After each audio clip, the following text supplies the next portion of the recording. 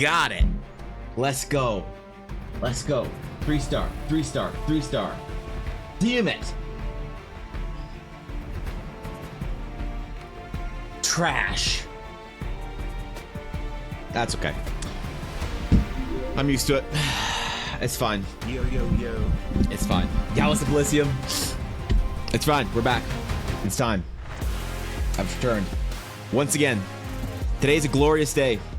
Today, I went and got up early. Today, I did not go to the gym. Today, I woke up. I played World of Warcraft for like an hour. It was great. Means I'm in a good mood. Means I'm in a good mood, which means today we're going to do amazing renditions of, let's face it, mediocre ideas. You know, the ideas have been kind of mediocre recently. I'm not calling anyone out, but like, today I want some good shit. Serious ideas, good shit. Inspire me. All right? It's gonna be good. I feel it. I feel it in my blood today. It's gonna be good. Thank you, Elysium, for the 25 months, the actual 2 years. That is actually 2 years. 24 months is not actually 2 years. 24 months is the beginning of your 24th month. 25 months, that is 2 whole years hanging out with me. Thank you, Elysium. I'm honored. I really am. Thank you, dude. What's going on, Garther? What's up, Sienna? Rob, by Lung, good to see you, Kitty. Sam, how's it going, bro? Blaze, even Blaze is here. Good morning, Zura. What's up, Viddy? Good to see you, Atari. Who else is here, man? Who did I miss? Who did I miss? Who did I miss? Thorkin, what's up? Thorkin, we gotta talk. So we gotta talk 10.2 coming out here, all right? I got things to level up, bro. What's up, Knight? I got classes to level. I just leveled my priest. I leveled holy, all right? Because I am not smart enough to play disc. I went to a dungeon. I tried to play disc. I let somebody die in the first pull. All right. Now, to be fair, it was a Ruby Dragon Shrine or life pools, and they pulled every single mob until the boss.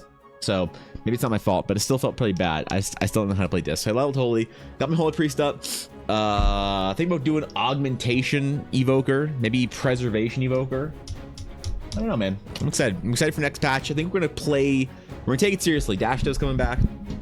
Ella's gonna have her Beast Mastery Hunter and her Unholy Death Knight ready.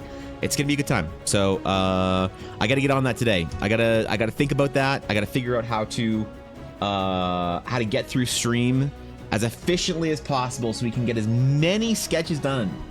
So when I'm sitting there tonight doing absolutely nothing productive, playing World of Warcraft, I can feel like I had an accomplished day. So I need some ideas. All right, I teach you disc if I knew how to play WoW.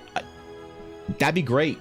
That'd be great. I don't know how Dashto plays disc. I don't think I have enough APM to play disc. I think I'm too old, actually. Maybe that's what it is. But either way, good to see you all. Good morning. It is time.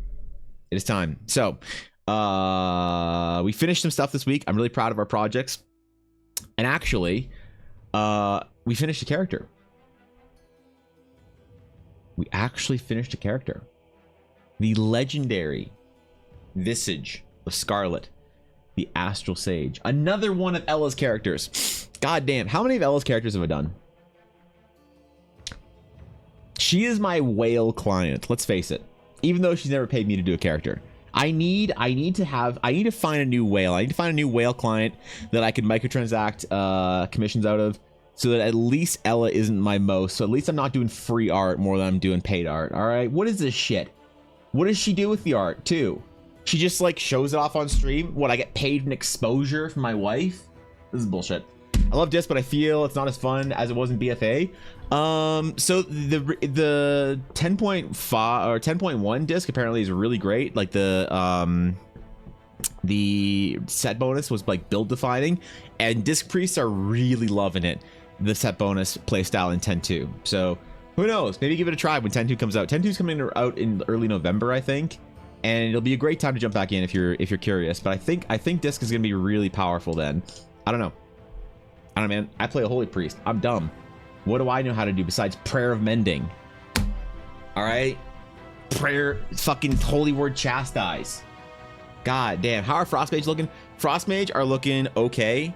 Not as hot as fire, I don't think, but I think they're doing okay. I've watched a lot of I've been watching the PTR bonuses. I'm watching limit maxes or liquid maximums, tier list adjustments, and I think they're feeling pretty good right now. I think Frost Mages are doing pretty good, but I don't follow DPS classes. Why do I need to know what a DPS class does? I don't know how to play DPS. I just play a tank. I push a button, bro. All right. Haven't played since the beginning of Dragonflight. I don't know. It's fun. Dragonflight's a great expansion. I'm having a lot of fun right now. I was out for all of 10.1 basically, and I didn't play for like a year almost. And I'm happy to be back. I'm happy to be playing in 10.1.7. It's a great time to get back and like catch up on the story and whatnot. So I like checking on WoW like once an expansion because the catch-up mechanics are safely satisfied my Zoomer brain. Yeah, you can catch up real fast right now. You can get real good gear with stuff. I don't know if you're curious. But who wants to play World of Warcraft when you have Final Fantasy 14 new patch out? God damn, I gotta get online and get my Cacpot ticket for tomorrow. I got 2 MMOs to play, bro. You know how busy it is? God damn. Mind to do a Twitter poll for something that I forgot about? Oh, fuck. Shit. I was gonna do a couple things. I was gonna check on DeviantArt and do a Twitter poll.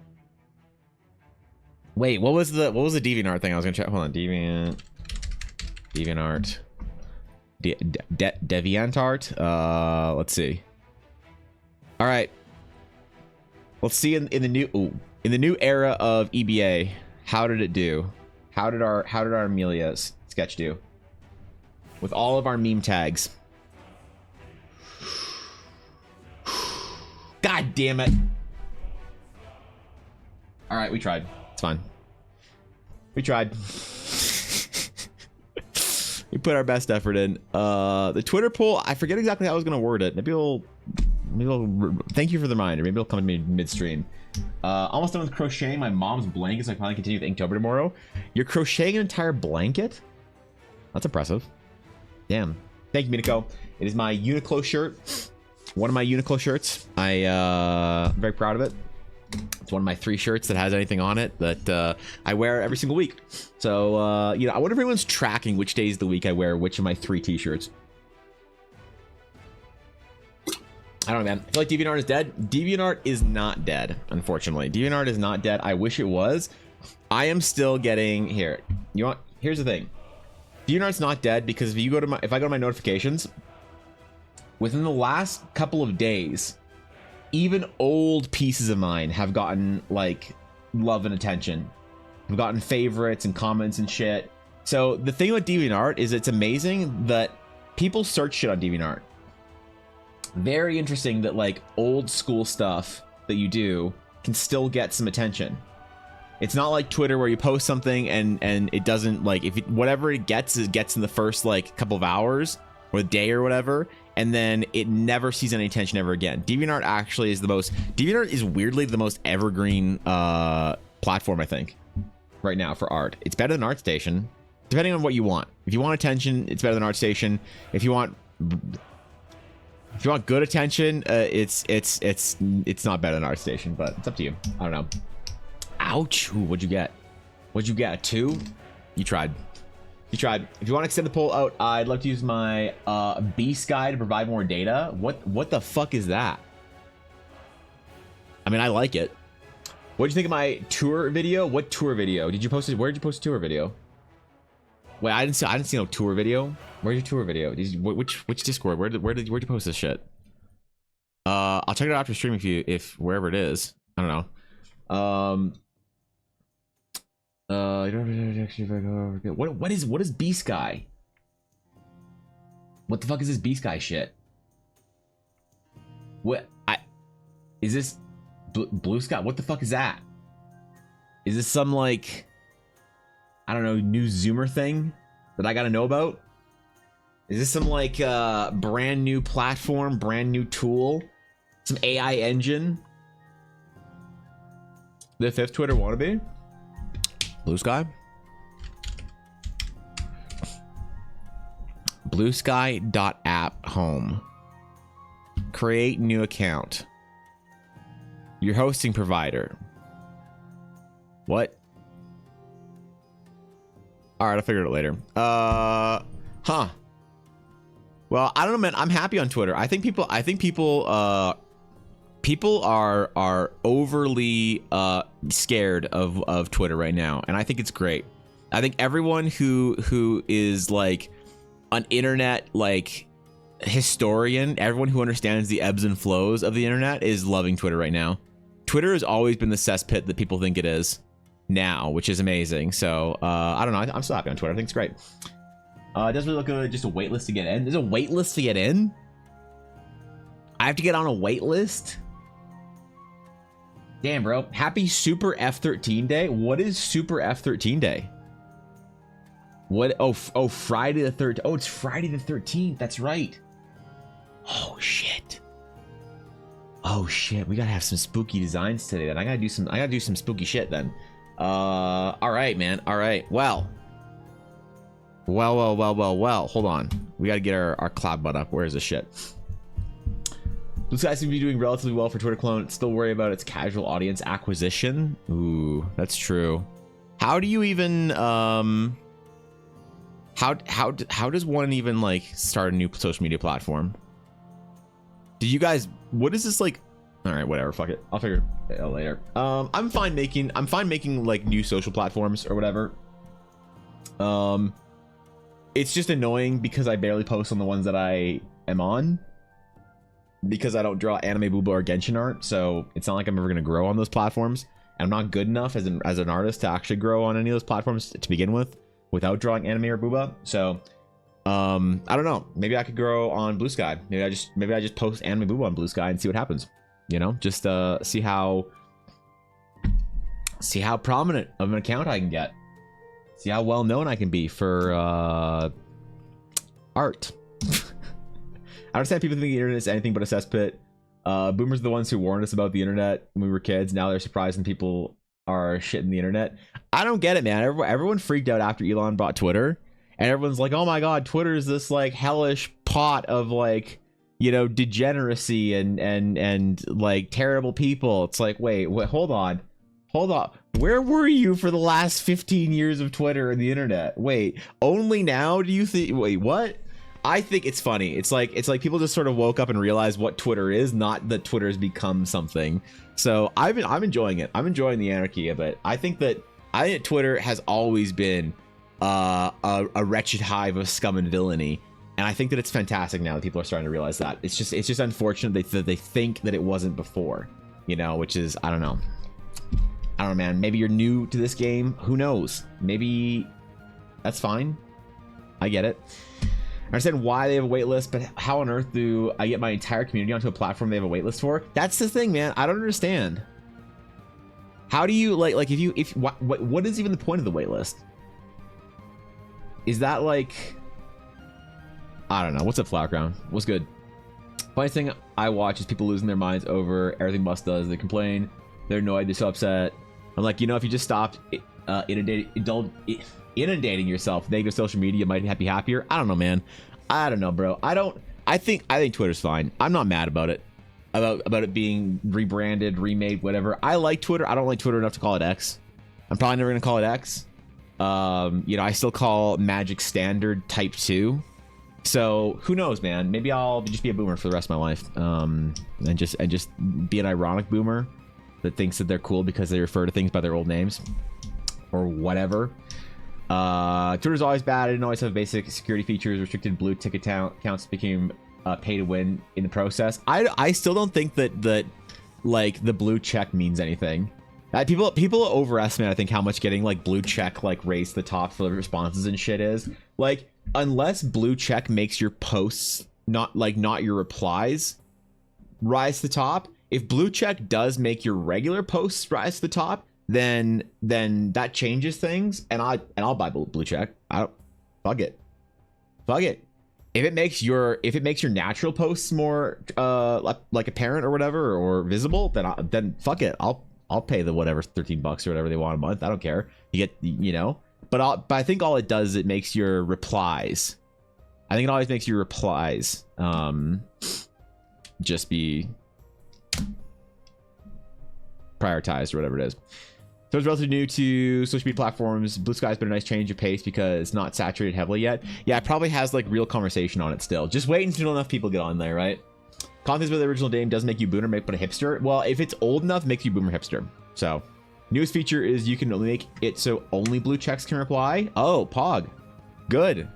I don't want to hear the opinion of somebody who isn't paying $13 a month or whatever. Why would I want to know the opinion of a poor person? Come on, bro. Isn't that the way it is? Blue checks were pay to win before Musk got a hold of Twitter. Is just much higher price point. That's the thing. Wasn't blue check just like a social club before Musk made it pay to win? I actually like it. I like the democratization of the blue check mark. No longer do you have people who know a person at a thing that know a person that got them their thing to be the blue checks. Now anyone can ruin the internet. Not just people who are famous enough. So, I like it. Got a spirit to finish up my thesis. Good luck, Rasa. Thesis. Enjoy your theses if there's more than one. I don't know. Your thesi. Otherwise, please feel free to take a break after you're done today. Play some World of Warcraft. You deserve it. A booster? Yeah, I guess. Blue check is basically literally the imaginary currency. Only matters if other people think it matters. That's the thing. That's what I don't get, Ashy. When people say like, oh my god, anyone can pay for a blue check. Anyone can pay to win now. You can be a blue check now. I'm thinking to myself, why do you value a blue check so much? When people freak out about the blue check, I don't understand it. Like personally, I mean, I'm curious. I could be wrong. I'm willing to expand my mind and grow my perspective and hear other perspectives from this and understand what I'm missing as an ignorant, Twitch streamer wannabe. But what I don't get is why anyone took blue checks seriously to begin with or takes them seriously still to make it to the point where it is pay to win, right? Like, the question is, yes or no, does my post reach more people if I buy a blue check? If yes, then I will buy blue check and I don't care. If no, why does anyone care about blue check? That's the thing I don't get. I get that your post gets raised to the top in replies, but if you just post lol kek anime cat girls and more people see that shit with you a blue check, then yes, it's pay to win. But if not, I don't know. I don't care about replies. I don't know anybody who reads Twitter replies. So I only have 2 blue check followers out of hundreds. Can you see that? I don't know if I actually have any blue check followers. Blue check's just more and more a step closer in the New World Order. I saw a YouTuber say so. Well, exactly. Call Jones. Was blue check mark for verification so you couldn't pretend to be a famous person? Yeah, in theory, Sienna. That's how it started, but it became just like a social club pay to win system, like it devolved real rapidly. So yes, in theory you're right, but in practice and reality what it was not that at all, because there were plenty of people who deserve to have then who deserve to be verified that didn't play the game or whatever. So I don't know. Even non-blue members can promote tweets now. Oh, okay. Well, there you go. Who cares, man? Then what does blue check matter? I guess. All right, we got some sketches to do today, which we'll post on Twitter and see if the blue checks like it. Oh, Pog. Maybe someone with a blue check will like my tweet. All right, exclamation sketch. There it is. It's up. One user. Currently only Guapo wants a sketch today. That's fine. I'm fine, man. If only one person enters and everybody like takes turns being like, oh, Guapo can have this one, Vidi can have this one. I'm fine with that. I don't need to see many entries. All right. Today we are taking serious requests, PogChamp requests. I want to hear some good shit, and I might make whatever your item is kind of spooky because I'm feeling like it. It is, dude. It is so spooky out. I woke up this morning and I don't know why, but there is a massive fucking fog here. It is a horrendously foggy day. I can't see through my trees right now. When I took Yuna out, I couldn't see down the street. Like I could see like 3 light posts down maybe, and then it was just a cloud of darkness, of abyss. It was also kind of dark because it was like 6:45 when I woke up, but it was still abyssal, I guess. It still felt abyssy. So I'm feeling spooky today. It is a spooky day. We're at also the point in the fall where the leaves on, because there's not a lot of trees around here with leaves on them, but the trees that do have leaves on them, they have gone from that like nice like green and yellow to that bright yellow to the yellow and orange to the orange and red, and now they're at the brown stage where everything's basically dead but still on the tree and waiting for snow, rain, and or wind to knock off the trees. So it is spooky around here, man. The grass is all dead. I envy people who live in climates and places where it's like nice until November, and it's like, ooh, the fall happens in November, December. Oh wow, you got the nice pretty tree colors around American Thanksgiving in late November. And then goddamn, you know, spring happens in March or April or whatever. Holy shit. What's that like? Excuse me, Mr. Grandmaster Artist? I'll answer for the Grandmaster Artist. Yes. Is today an arena? No, today's not an arena. Arena will be next week. I'll make a post about it. Arena will be the spooky arena on, oh, sorry, not next week, the 27th. The 27th will be Spooky Arena, where we will only accept spooky requests. Only spooky and good requests. Chat will vote on it with a threat of death, impending doom, upon failure to earn chat's approval. All right? The Arenam Spectatoribus is a discerning bunch. They don't like mediocrity. The two-factor authentication is removed from non-blue checks. It gives blue checks value whether you wanted it before or not, whether you felt it had some kind of stats or not.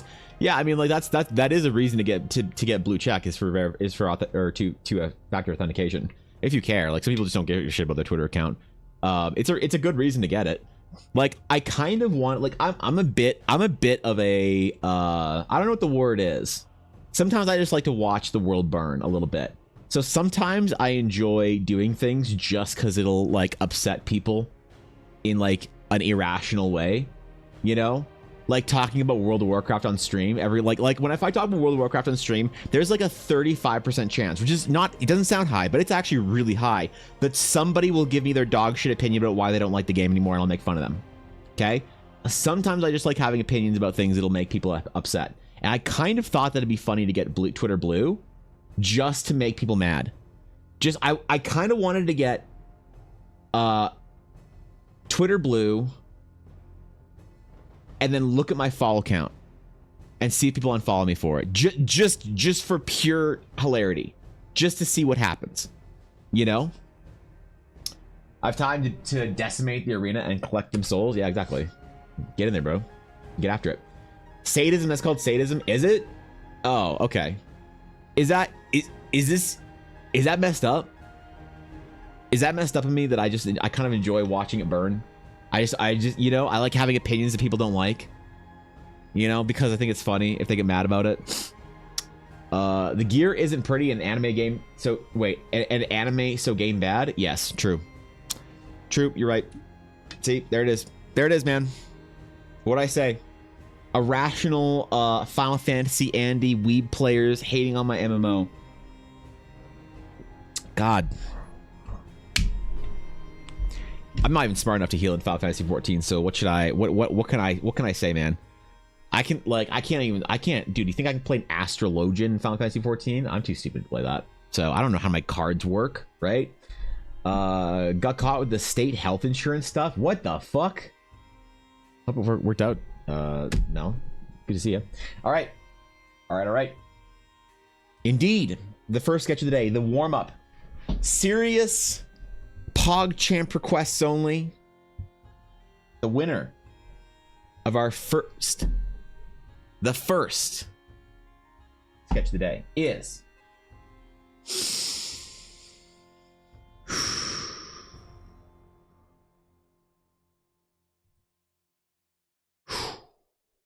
Sir Cobalt, the Giga Chad. The day he was born, the very forests of Lordaeron whispered the name Cobalt. And though my time has come, you shall be king one day. Cobalt, please tell me, where are we going today? Tell me what amazing things we're designing for you today. What ancient secrets are we discovering I keep my word. Guapo gets this one? Wait, what? What do you mean Guapo gets this one? The question is, did Guapo enter? Did Guapo enter? Because you're only allowed one entry per person. Did Guapo enter? Mapache Guapo already entered. I'm sorry, we can't give away a sketch of a person. You can't. When have we ever had that rule that you can just give away sketches to people? That the only time we've ever had that rule is when Thorkin wasn't here and Bizzo would enter on behalf of him, or I'd enter on behalf of him. What do you mean you giving it to Guapo? When was this a thing that was this? All right, what do you guys think? Should we allow sketches to be given away? Or should it be one entry per whatever? What do you guys feel? Because I guess if you win, I guess it doesn't matter, because it's like you're just getting someone else to give your idea. I guess unless it gets degenerate. I guess if it gets degenerate, I'll say no. But all right, you can give your sketch to Guapo. All right, you can do it. You can give your sketch to Guapo. People start being degenerate about it and being like, oh, like 5 of us got together to give, you know, whatever. All right, I'll have to put a stop to it, but I'll allow it. All right, I'll allow it. All right, Guapo, you are the gift recipient. Sir Cobalt has climbed the steps. The Marble Kingdom awaits you. As you reach the top, the pinnacle, you see only greatness, the statues of your ancestral kings before you. Presenting in front of you a banner of your lineage. The heralds sing your name. And to the throne you ascend with an idea. Please tell me what idea you have. Describe for me what the item base is and what the item does. And please, make a PogChamp. I'm feeling kind of PogChamp today. Allow a giveaway only if the person hasn't won already today, probably. I guess it does remove both people from the giveaway. I guess it does remove 2 people from the giveaway. So I guess, yeah, all right, that's fair. That's fair, Knight. Yeah, okay.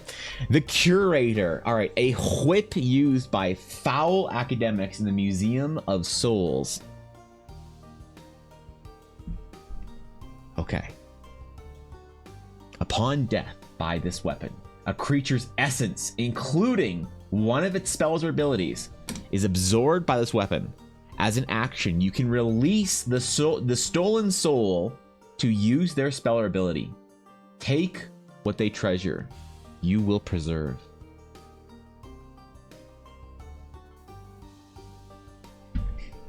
Okay. A whip that steals the essence, and upon death by this weapon, great knowledge, powers that you once claimed in life are stolen by the whip's user.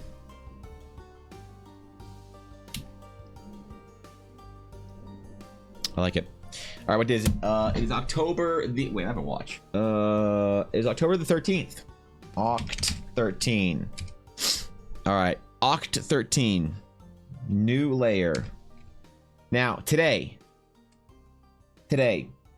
I make a promise to you, my friends. You have seen mediocrity from me. You have seen scuff from me. However, there is one problem with my previous Friday streams that has been unacceptable. That has been 100% of the time that I have started a new sketch, I have accidentally started sketching on the wrong layer. Had to Control Z it like 30 times and start again. Today, it ends now. I will not make a single layer mistake today. I will persevere and show that I can be a true artist. That one day I will be regarded as a real artist with the likes of Kekai Kotaki, Jason Chan, and Peter Lee. One day I will be recognized as an heir to the lineage of great artists. And today I will prove that commitment by never making a layer mistake. All right? You want to push it? Every layer mistake I make is 10 push-ups. Viddy. Every single layer mistake. And that would suck because I'm really sore. I don't wanna do a single push-up. That would suck. My chest is real sore, bro, and my shoulders. So that would suck. But all right. All right. We have our base layer.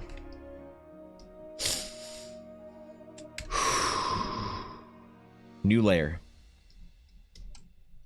New layer. Here we go. No mistakes made. 0 mistakes had. All right. So, the whip needs to steal your soul. I have an idea. I want to do some sort of like a gem. Like a gem of soul stealing. Something that could store the actual like spell within it. I kind of want to make this item a little ghostly. A little necrotic, a little spooky, if we can. Something that you might find at the bottom of a tomb. When I'm doing magic items, I like to think about where the players would find this item. What are the situations surrounding the retrieval of this item? Are you slaying a great creature and stealing from it the powerful essences that it possesses? Or are you finding this item in some dark, decrepit,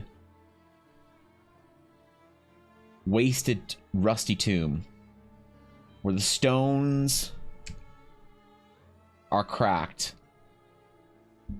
water seeps through, rats devour the mortal essence, and in the pile of refuse and debris there is an item, one of great power, that you see before you, untouched by the weathered elements, enchanted with powerful magics. And that is what I want to draw today for Guapo. A soul-stealing whip will trap the essence and allow you to command their magics in life. Because let's face it, they're not using it anymore. It's kind of like looting your friend's corpse when they die in D&D. Which, I don't know how people feel about this.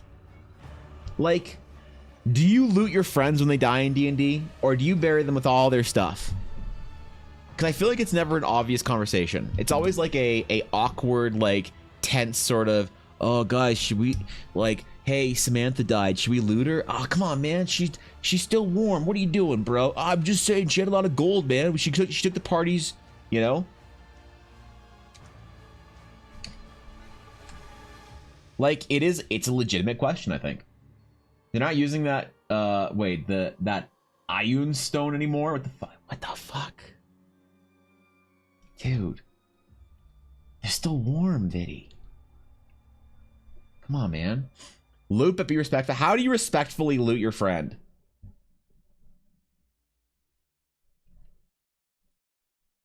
You fall to your knees on the snow. The wind howls, fluttering your hair behind you. Tears rolling down your cheek, freezing in the cold air. You grasp them by their armor, heave them onto your lap, place your hand firmly on their chest and say, I have failed you, my friend. I am sorry, but I will carry on your legacy. As you take their sword and hold it against your chest, exchanging your blade for theirs. Let me bury you with a piece of me to ferry you into the afterlife. You may be gone, my friend, but you will never be alone. As you grab your hatchet and begin digging into the snow, you find a tombstone and sing a hymn of your people. As you leave, you carry their weapon with you, one looted with respect and remorse. Is that what you mean, or do you mean like taking their shit and just like leaving them on the side of the road? Because, like, I don't know which the two it is. We have the body, they're raisable. We take their gold for the res and then leave the rest. Oh, okay. Fair. Depends on the friend situation and done respectfully. What if it's Bizzo? Yeah, well, okay, all right. Let's set this up in theory. Sienna, what if it's Bizzo? Bizzo falls to a kobold basic attack. Kobold's in the forest. What do you do?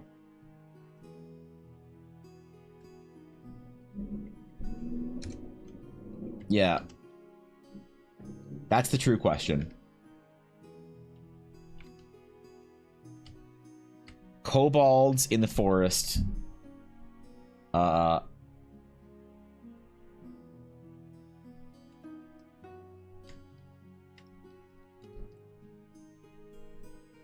right. We'll carry a special brush for our whip. I have an idea, actually. That's a pretty good scene. All right.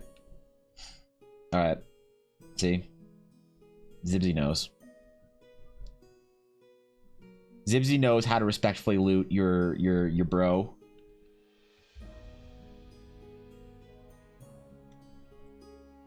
What if the last words of your friend when they're dying is "fuck you guys, don't take my stuff"? Are you then obligated to take their shit? Because that happened one game for me. One of my players, I said to him, all right, you feel your consciousness drifting. The mortal wound you sustain in battle has begun to sap your life force away. You were still conscious enough to see your friends defeating the great villain that claimed your life. And you have but a few breaths left to impart with them some final words, some wisdom, whatever message you wish for them. You may only speak a few sentences. What do you say to your party? He sat there and he looked at me. And he said, can I make any motions with my arms? Can I like grab somebody? Can I lift my arm enough to like say grab someone's hand? And I'm like, yes, you can. Expecting him to like grab the bard's hand or whatever, who was just like, you know, holding him by the cheeks or whatever, crying onto his you know, tunic. And he's like, I raise my hand, I lightly place it on hers, and then I flip her and the party off and say, don't take my shit, you fucking weirdos, and then I die. The question is, are you obligated in that sense to loot your friend? Because the barbarian was like, I don't care if I'm gonna loot him while his eyes are still closed. Like, I'm gonna take his boots off. Piece of shit. He deserved it, man.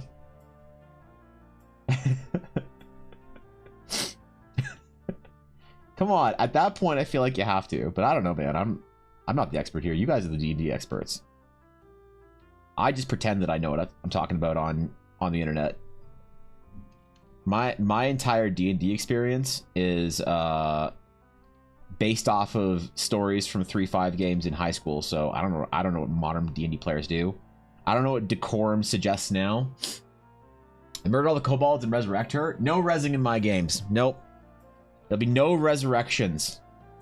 Resurrections are for the weak. Nope. No reses, I'm sorry. Player death is player death. If you fucked up and got your character killed, I'm sorry. It's over for you. That's where your story ends. And a new chapter begins.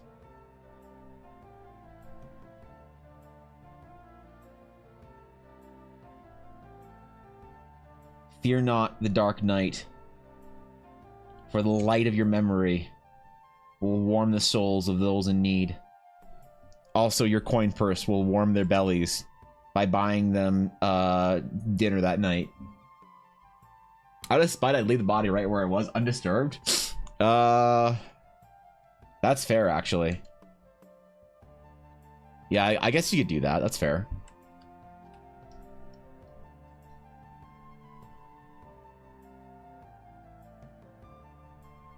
I wouldn't have a problem with that.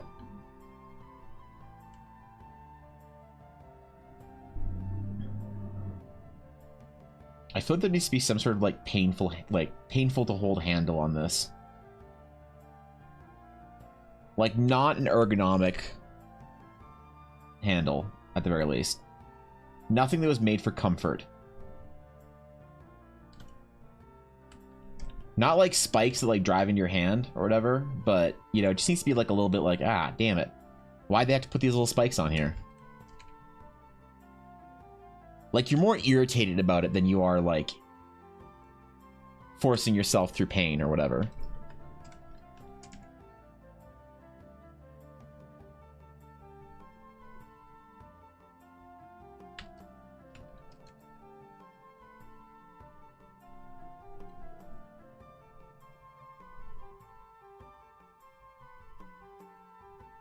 See how fancy we can make this thing.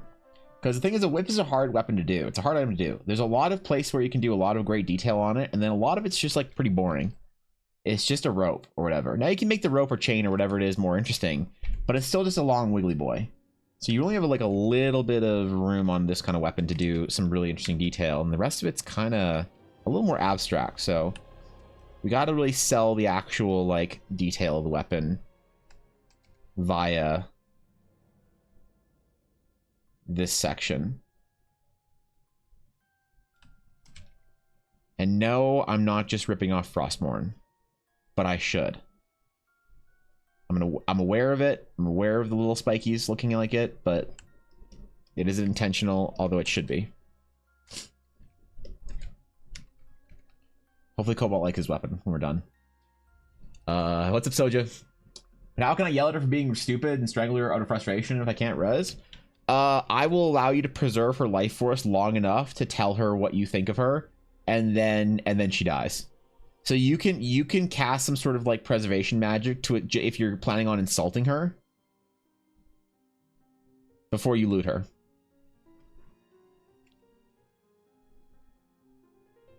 To be fair, if you looted Bizzo, you'd be like, all right, I hold her in my arms as she's dying. I cradle her head close to my heart. When I see she's taken her last breath, I close my eyes, releasing a few tears onto her cheek. I smile, knowing she's finally at peace. I'll reach into her bag. What do I find? You find 3 gold, a half-eaten bag of some obscure snack food from India, and weirdly this microphone that looks like it's from 1998. Like, I don't know, man. It's kind of weird. It probably doesn't sound good, but it's yours now. I would head out for a bit. How you guys doing? We're chilling, Soldier. We're relaxing. Today's a Friday. What do you mean, bro? Fridays are always good shit. That's not me talking shit about Bizzo's current microphone, by the way.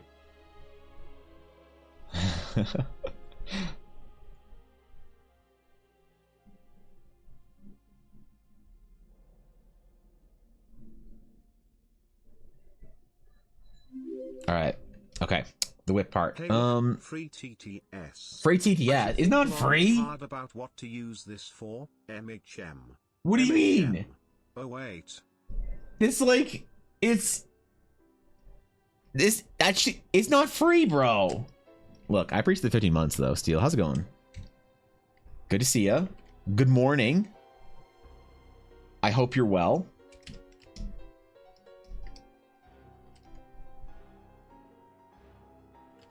All right. All right.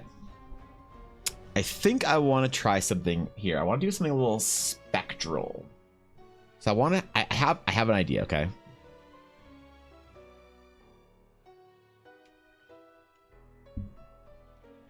And I want to see it to fruition.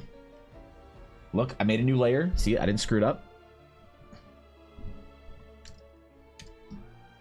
New layer, easy.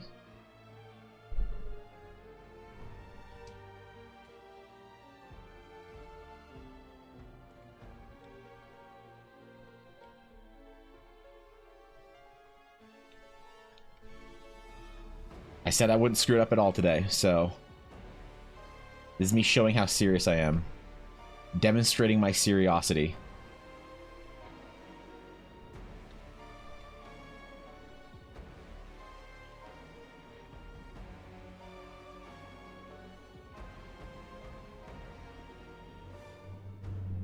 All right. This looks pretty scuffed, but trust me, it needs to, or else it'll look weird.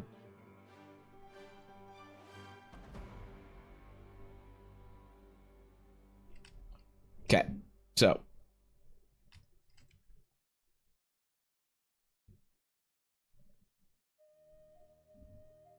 now we're gonna take this into our.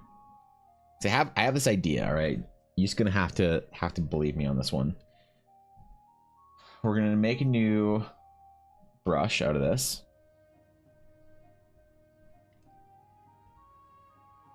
We're gonna go into our brush thingy.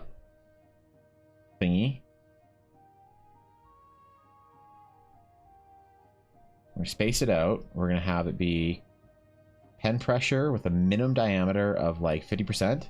Angle jitter on direction. We're gonna see if this works. Oh yeah. Okay. All right. All right. All right. Wait and be amazed.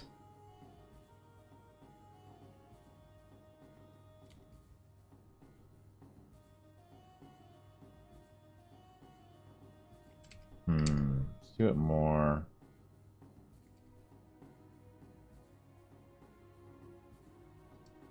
Let's do it like this.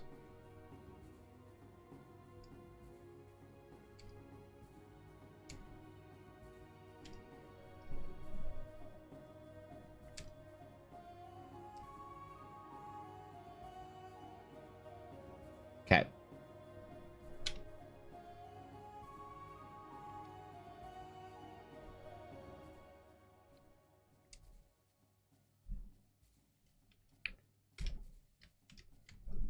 All right. I know what I want here. Merge all these layers together. So.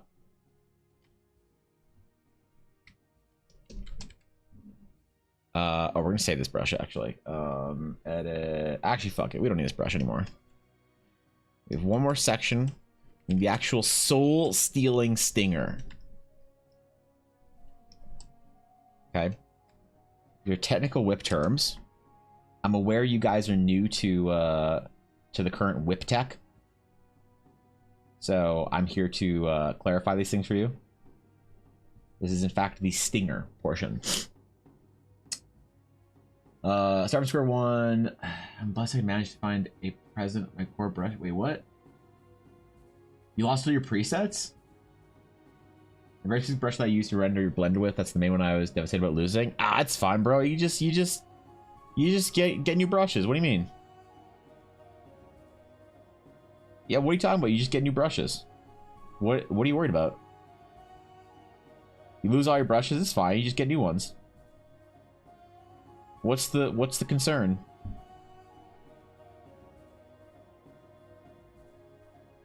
Yeah, I don't get it. Whenever you lose your brushes, you just get new ones. You just make art. It's that easy. I don't know what other step there is besides that, but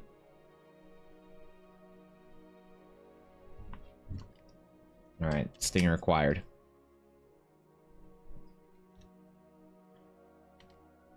Okay. Now,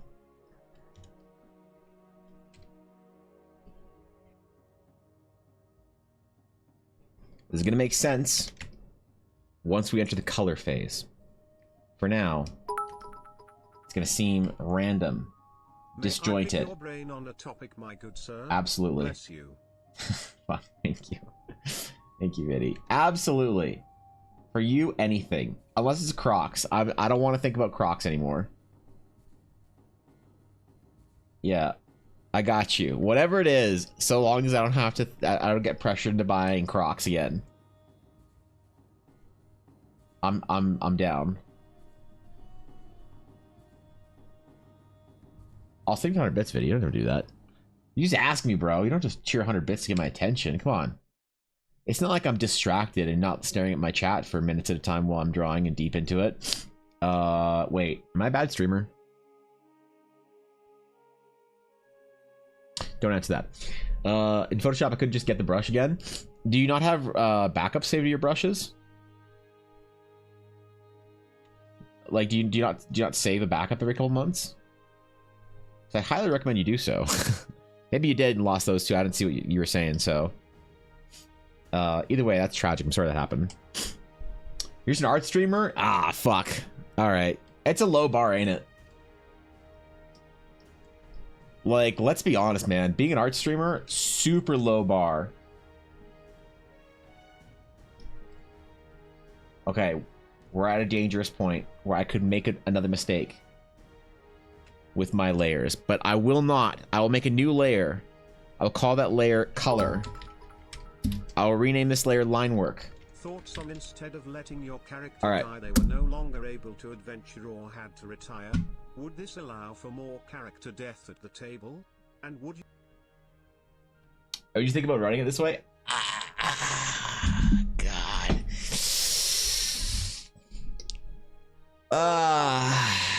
So I get it. I think that's a great idea if you've got players that are extremely uncomfortable with character death. Here's the thing. Like, all right, I could make a lot of inflammatory takes about pussy ass players too scared to actually, you know, lose at anything in their life because they're insulated fucking millennials and zoomers that have never had to try to do anything in their entire life. They've never accomplished anything of actual sacrifice or greatness, so they have no idea what it's like to actually, you know, have stakes on the line to actually accomplish something because they just, you know, went to school on their parents' dime, lived at home, never had to really work for their job, so they don't even know what it's like to struggle in a fucking game called Dungeons and Dragons. I could make a lot of like hot takes about that and farm it for like, you know, farm clips for Reddit for like 5 minutes, but I sense the sincerity in your question, so I'll try and respond to you with some sincerity. I think that there's two parts of that, how I actually feel about this. For one, and first and foremost, I think that the concept of life and death as a stake on the table is an important part of good storytelling.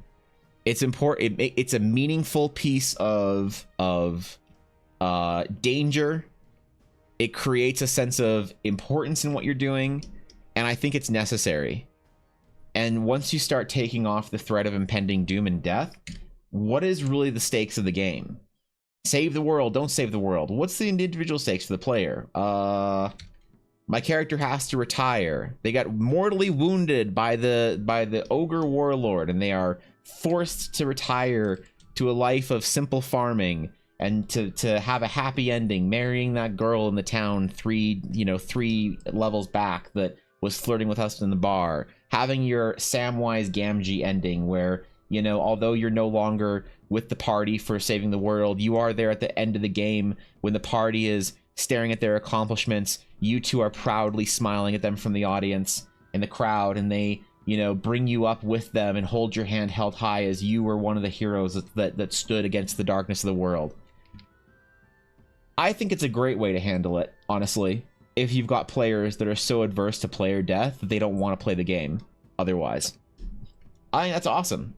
That's a fantastic way to handle it, honestly. If you say that your character doesn't die, but they continue their story in a different arc, they continue their story in a different way, we save them from their death, they are spared by the gods or whatever thing they believe in, and they are allowed to live a life of peace and happiness, and their story, although it doesn't come to a full satisfying conclusion, it still comes to a satisfying close. I think that's an awesome idea. I think that's a great way to handle player death, and I like it. I think that's really creative and really clever. Now, I don't want to play D&D like that.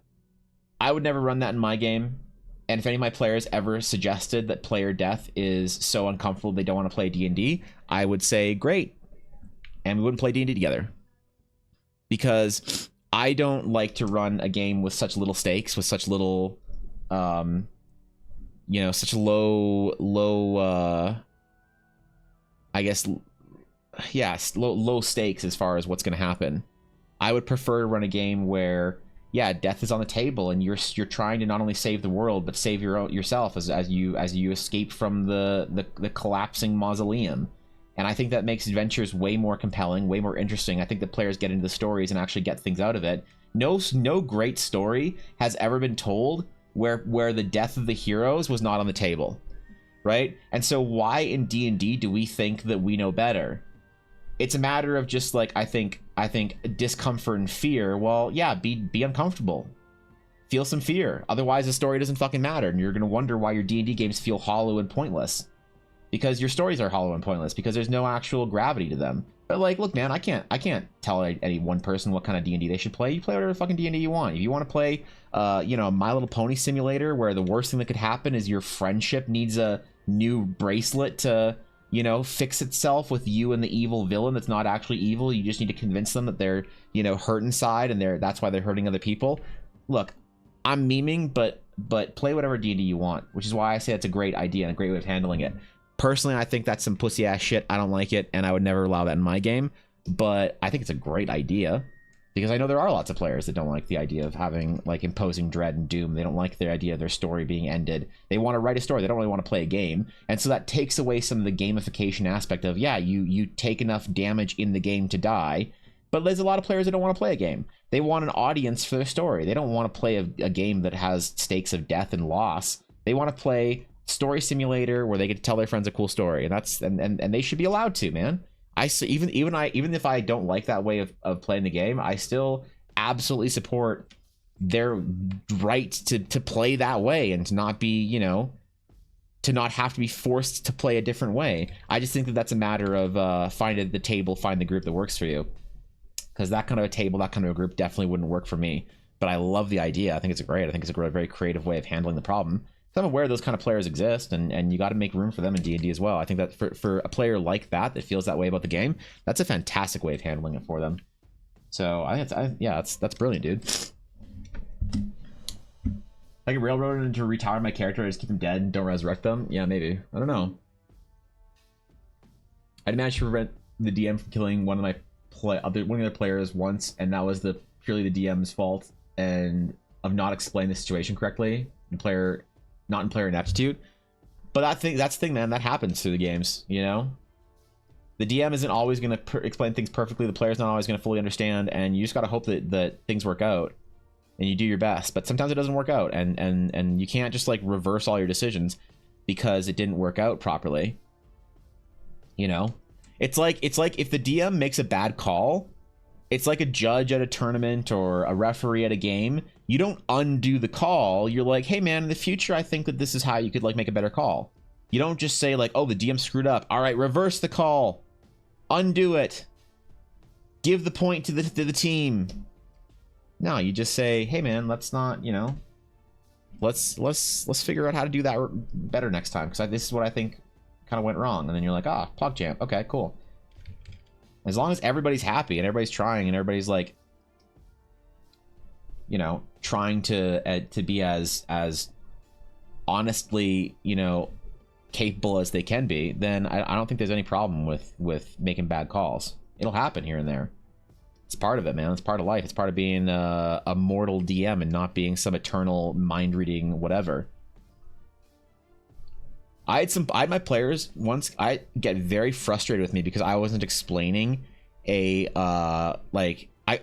got into a real big fight with my players once because I was not explaining an encounter in a way that made sense to them, and they felt like everything they were doing wasn't working. The problem is what they were trying wasn't working, right? They kept trying to break into this place, and it wasn't like oh, there's guards here, or there's this here, or there's that here, or whatever. Like, you can't, you try and get in here, no, there's a guy. You try and get in here, there's a dog. You try and get in here, it doesn't work. You try and like fake your way in as serving staff here, they don't believe you, and they kick you out. And players are like really mad. They're like, I don't get it, Evan. Like, you're just trying to hold us back. And I got really upset with them, where I was like, do you fucking think that I'm honestly sitting here trying to make your game worse? And they were like, oh, I guess not. I'm like, yeah, sometimes there's a miscommunication. Sometimes there's an awkwardness or whatever that happens, and that's okay. Once you suspect that your DM is like trying to ruin your game, then fuck you, man. Then you probably shouldn't play together anymore. So I asked him, I was like, do you honestly think I'm trying to ruin your fun, trying to just like ruin your day? I'm like, no. I'm like, yeah, no shit, idiot. So Stop fucking talking to me as if I'm like some asshole that's just trying to ruin your fucking game, ruin your fun. And it was fine after that. But those mistakes happened, and then I took blame for that. I was like, yeah, I'm sorry I didn't explain it well enough, you know. But like, that awkwardness is gonna happen once in a while in a D&D game. Nothing you can do about it. You just try your best. That was a lot to read. Azalea, you just hit me with 3 fucking paragraphs. I need a summary because I'm not. I just can't read that all on stream. I need a fucking summary. I need a Cole's notes. I love you, Azalea, but I can't do it. That's too much paragraph. My mind doesn't work well enough when it's reading stuff in stream chat. The stream chat's too small. My brain doesn't work well past 3 or 4 lines of text. It starts to get all dyslexic and shit. I don't know if it's dyslexic, but people say I'm dyslexic. I don't know if it's true or not. I need a summary. Save me, Azalea. I don't know, player roll checks to climb ladders unless they carry something on one hand or encumbered. Trying to climb a wall or something. It's true. Yeah. So I don't know, Viddy. What do you think? What do you think about that? How do you feel about this? Do you think that's a good or a bad way of playing the game? Do you plan on running player death like that? Like, how do you feel? What would prompt you to wonder about that kind of situation? Do you think that player death is something that shouldn't be on the table? Do you have players that you're playing with that are currently not okay with player death? Because, like, look, I always treat it as players that aren't okay with, like, player death or whatever or any of this shit. I just treat it as a different type of playstyle. I'm not mad at players that think that way. I don't particularly have a lot of respect for that way of playing D&D, but I don't have to. You don't have to enjoy, like, every way of playing D&D. You can play the D&D however the fuck you want. Doesn't mean you have to, like, you know, fake that you want to play it that way or whatever and force yourself to play in that kind of a game if you don't want to. As a DM, you shouldn't have to run the game for, or you don't have to run the game for people that, you know, don't play the kind of game that you want to play. And as a player, you have all the same rights to not play with a DM that doesn't play the way that you want to play the game. It's just a matter of finding groups. I know finding groups are stressful, but, like, you know, have a little spine, man, and have some confidence in yourself that even if you don't find a group, and it's hard to find a group or whatever, that it's worthwhile to find a group that feels the exact same way about your D&D campaign and play that you do. And if you play with a DM that's just like, oh yeah, no, if you die in this game, you're fucking dead. Then you say, hey, that's awesome, but that's not what I'm looking for. So I want to have more of a story experience. I don't want to play like so much of a game. I want to tell a cool story with my friends. And you're like, all right, cool. Go play with your friends then. Go find some people who want to play that way and fucking kill it, man. Crush it. You deserve it. But also, like, I wouldn't tolerate a player with those kind of complaints at my table. I'd be like, hey man, love you, but you're not a good fit for this group. So gonna have to ask you to find a different one. And you do it with a lot of respect and love, and you don't make people feel like they're othered or bad or whatever for playing the game in a different way. But you do be honest and firm about it. You're like, we're not a good fit, bro. And so as such, we're not going to play D&D anymore.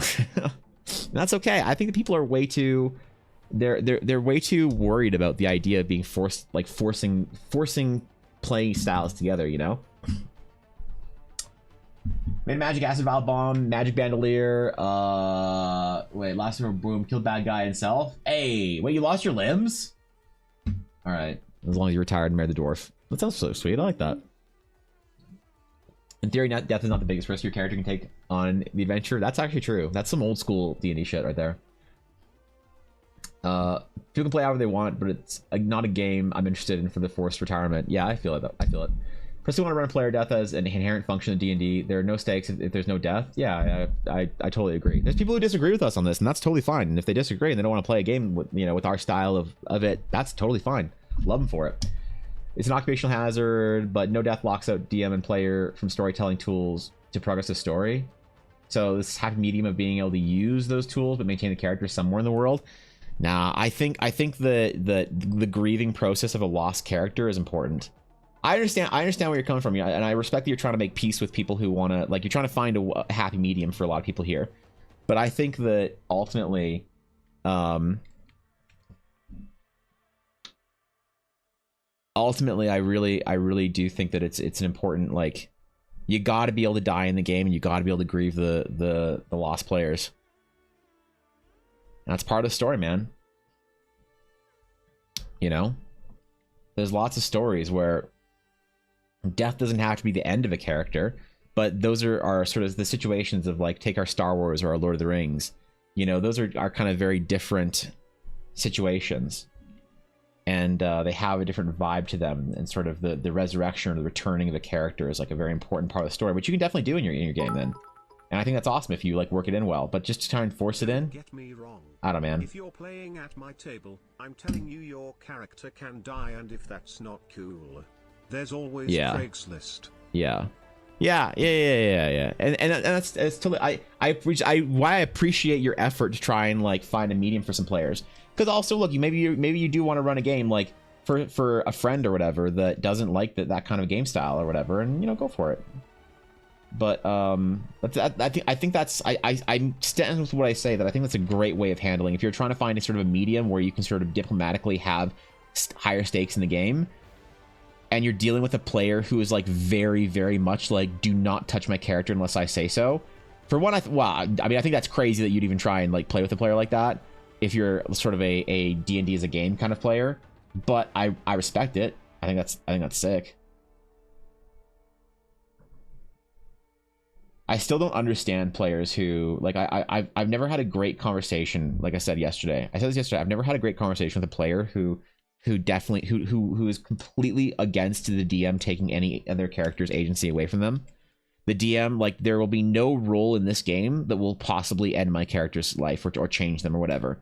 They will not be aged up by a lich. They will not be disfigured. They will not lose a limb. They certainly won't die simply because enemy rolls, you know, a natural 20 and you know, I have 1 HP left. And I've never talked with one of those players and had a satisfying conversation where they aren't mad. Shit. Guapo, what's this item called? I only have Cobalt's messages up here. I usually scroll back up in their messages to check. What are we naming this thing, by the way? But yeah, I'd just be so curious to talk to somebody about that and figure out like what it is they love about D&D that absent of it being an actual game. And why won't they, like, the one thing answer I've never gotten is why don't they just prefer to write? Why they want to play a game? Is it just a matter of audience? They just have no one that'll read their shitty stories, so they want to force their friends to listen to it? Like, I have no idea, bro. You know?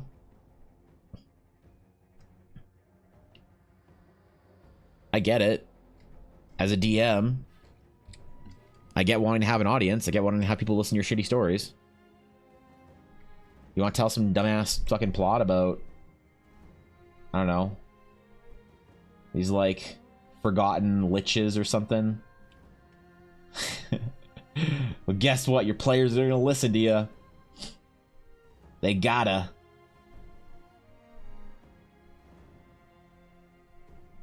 Because they're sitting at your table. Bunch of nerds.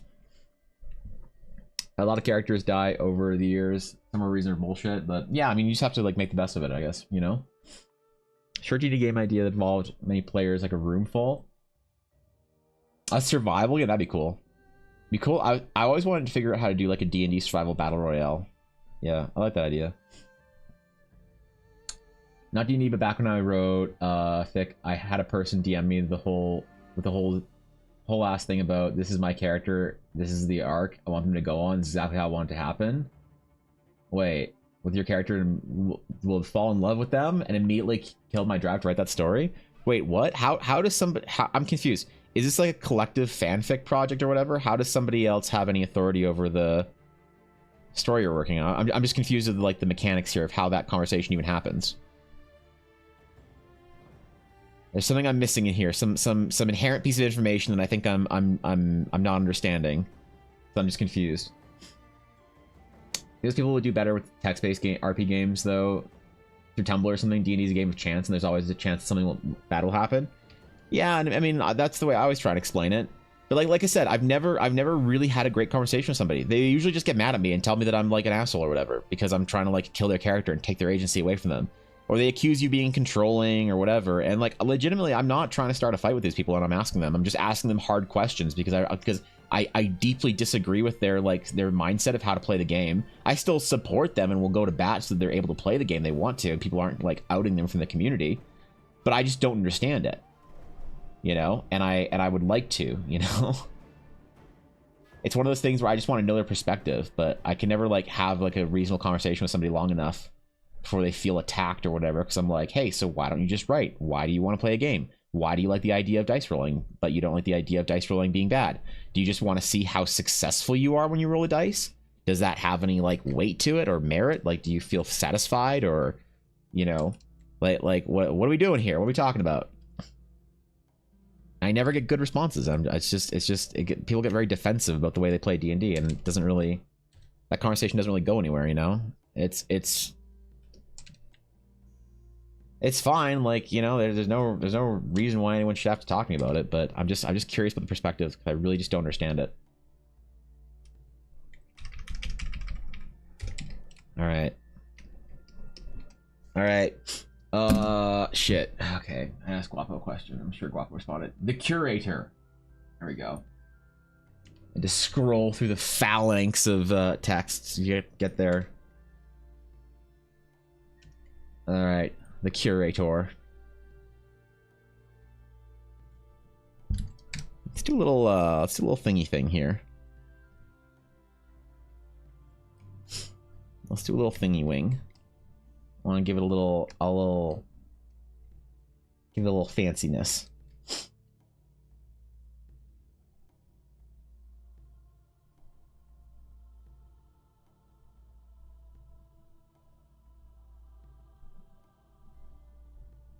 That creepy, ominous, soul-stealing blue.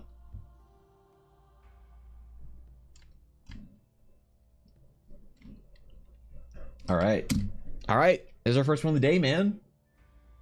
I hope you like it, Guapo. That was fun. Cool idea. Thanks for the idea, Cobalt. That was PogChamp. That was that was a good one. That was a good first sketch of the day. All right, where's the sketchbook? Where's the sketchbook? Wait, 437? 437 for Mapache Guapo. Boom. There it is. We did it. Complete. That was a good one. GG Evan Guapo. Yeah, I'm glad you like it. It's a collective fanfic thing. I asked to use their OC to fill background rather than just create a bunch of random faces, but like never again. Oh, yeah, that's dangerous, bro. That's dangerous. That's like, it's so that's actually very interesting, Soja.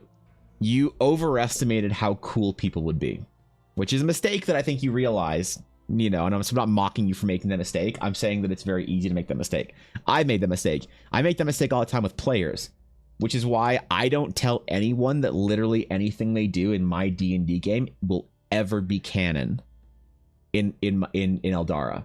If you're playing with me, our game is not canon. It's a canonical story, but if you burn down a town and like invent the pizza and try and like, you know, grow lawn flamingos out of magic all over, you know, the king's lawn, like that's great. That's a hilarious story. I'm glad you're having fun. But when the next players come and enter the town, there's not going to be lawn flamingos all over the fucking king's, you know, lawn or whatever.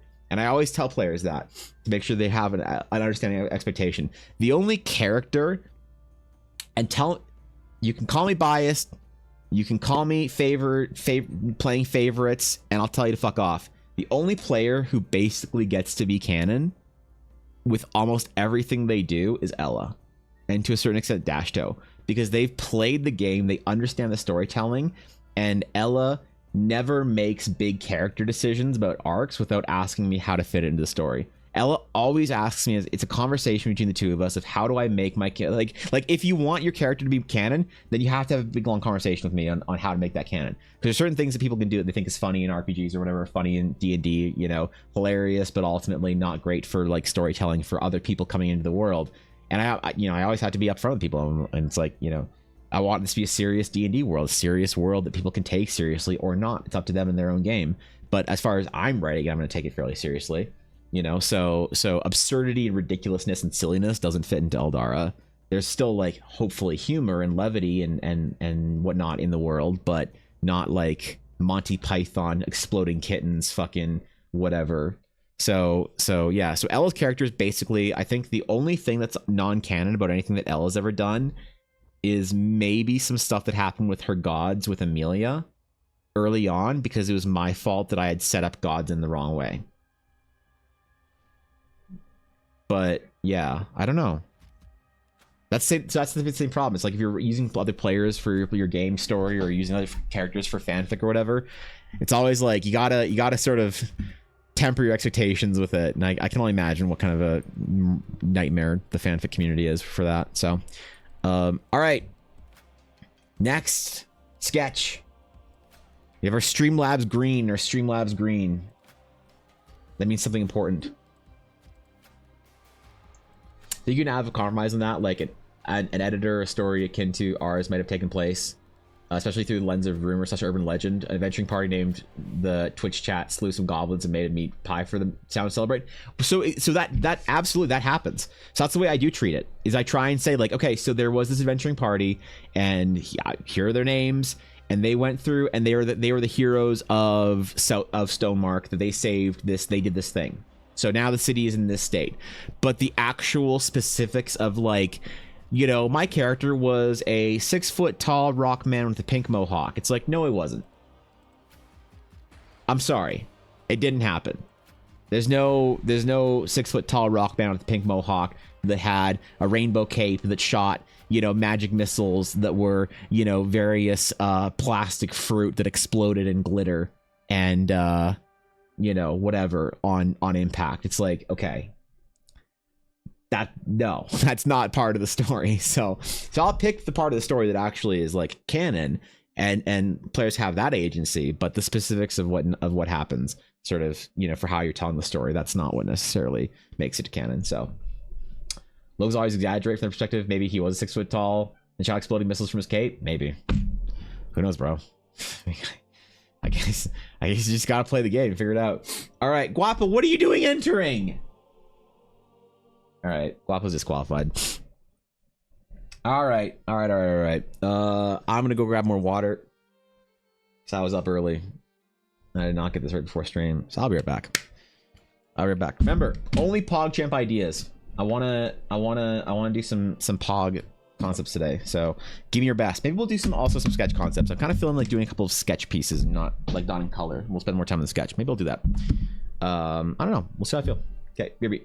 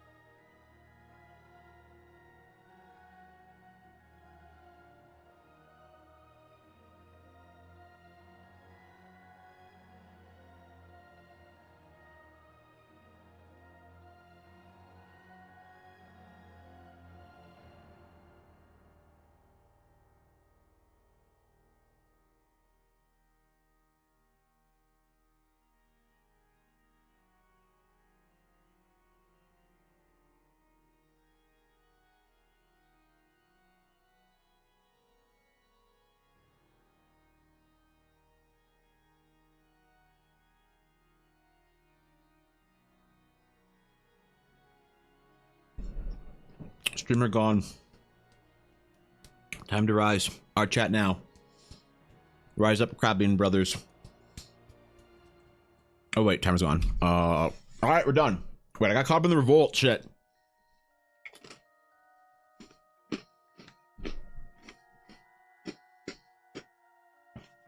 I'm never supposed to get caught up in my own revolts.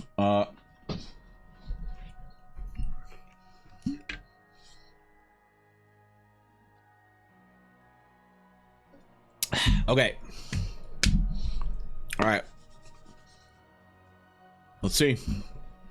I swear to God, if Guapo and Cobalt are both in here, I'm just banning both of them. All right, just Guapo. All right.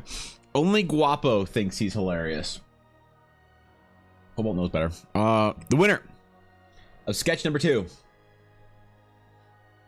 The rigging of this win is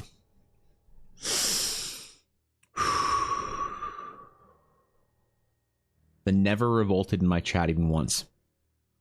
Only good ideas. Kitty Guitarra. Congratulations, Kitty. You are the winner. What are we drawing today for you, Kitty?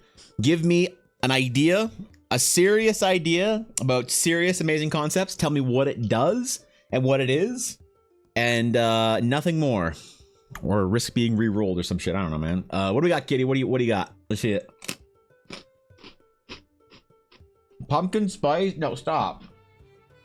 There's no pumpkin spice in Eldara. Okay. There's no basic white girls paying $6 for coffee in Eldara.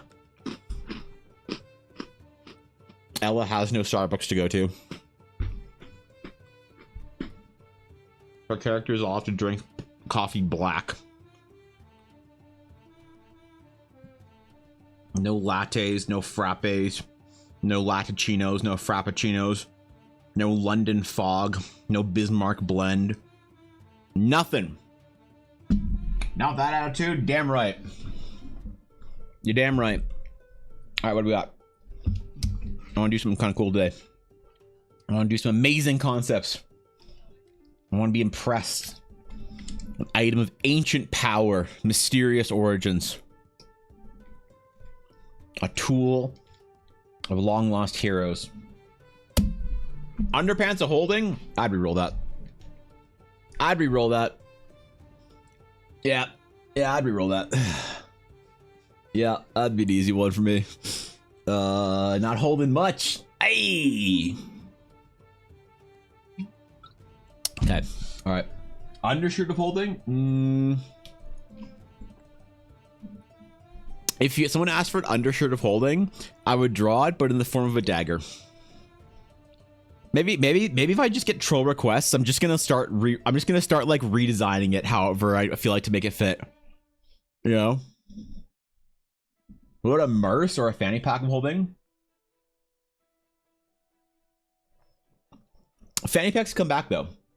You have character has a fanny pack of holding, so you want a small pack of holding, a fanny, a bum bag of holding, some sort of crossbody like Gucci bag. Yeah, I can do that. Small bag of holding. I got it. Look higher? Wait, what? Wait, I'm confused. Did you post something, Kitty? In chat? Because if you post something too big, it didn't show up. These are your current chat messages. Right here. Wow, Squee, the above character has a fanny pack of holding. Look higher. You can do the holding if you want. This is, if there was a message in here, it was missing, unfortunately. So can you repost it?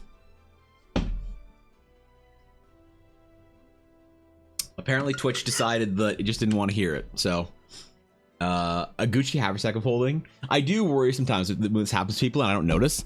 I think I'm just like icing them out and like not reading their message or whatever, but for some reason Twitch just decided not to post it. We got hit by the Wisebot. No. And a message that gets deleted or whatever by Wisebot still shows up in Streamlabs.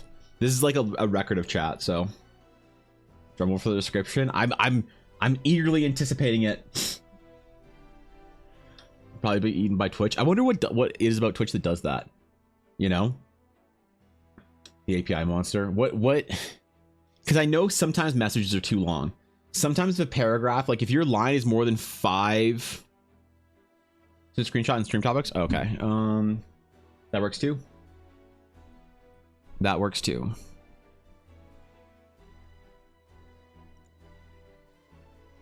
Wait, what? Hold on, I need to zoom in here. All right. Wait, why didn't this post? Maybe if you're on mobile, sometimes it's just like, okay. Whisper. +1 short bow, it does auto crit on surprise attacks. Ooh. An auto crit on surprise attacks. I like that. Sneaky bow. I'm down. I like it. I haven't done a bow in a little while. A short bow. Wait, is it? Yeah, okay, short bow. A short bow. Ooh, okay, all right. +1 on surprise attacks. Always crits. Always kills them. Always hits your mark. Whereas an archer, you are a resplendent master of movement of your enemies. You are... Actually, let's do it on white. You are the hunter. You will find your mark. You are the Asterian of the party, but not in a weird way. In a good way. Not in like a I bit you in the middle of the night kind of way, but in like a do you want to be bit in the middle of the night kind of way? All right. So a bow that is incredibly versatile with its attacks when surprising its enemies, enough to always find its mark. Let's start off with, let me do a, ooh, I almost made a layer mistake. I almost made a layer mistake. Okay, I'm not going to screw that up today. All right. I won't be seen doing push-ups on stream. It's okay. By this point in time in the stream, everyone would have forgotten. So there's actually no real threat.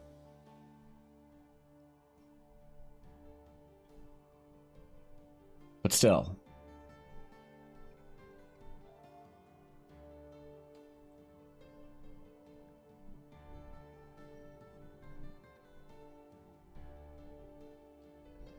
But still.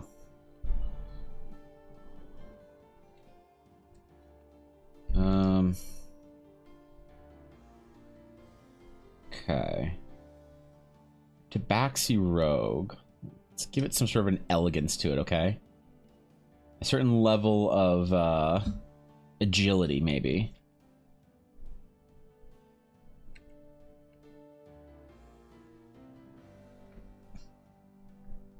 Put some design in there.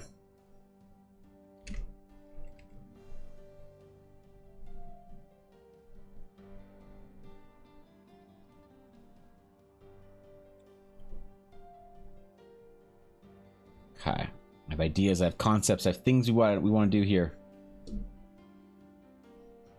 Okay. Actual layer. Let's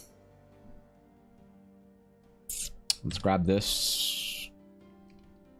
Let's put it on a different layer. There we go. There we go. That wasn't a mistake. It might have looked like a mistake, but it wasn't a mistake, okay? Cast Hunter's Mark, that'd be interesting. Out of Shadowhoney, who's best character in Baldur's Gate? How would I know, bro? I would finish the game. I'm in Act 2, bro. I'm in... Oh, god damn it. I don't know, man. I don't really have a preference. I don't really like my... Is it weird? I don't really like many of the Baldur's Gate characters.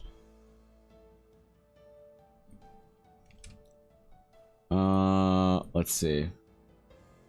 Okay. Taking it Ashy's message. Changing it to... Where's Davis?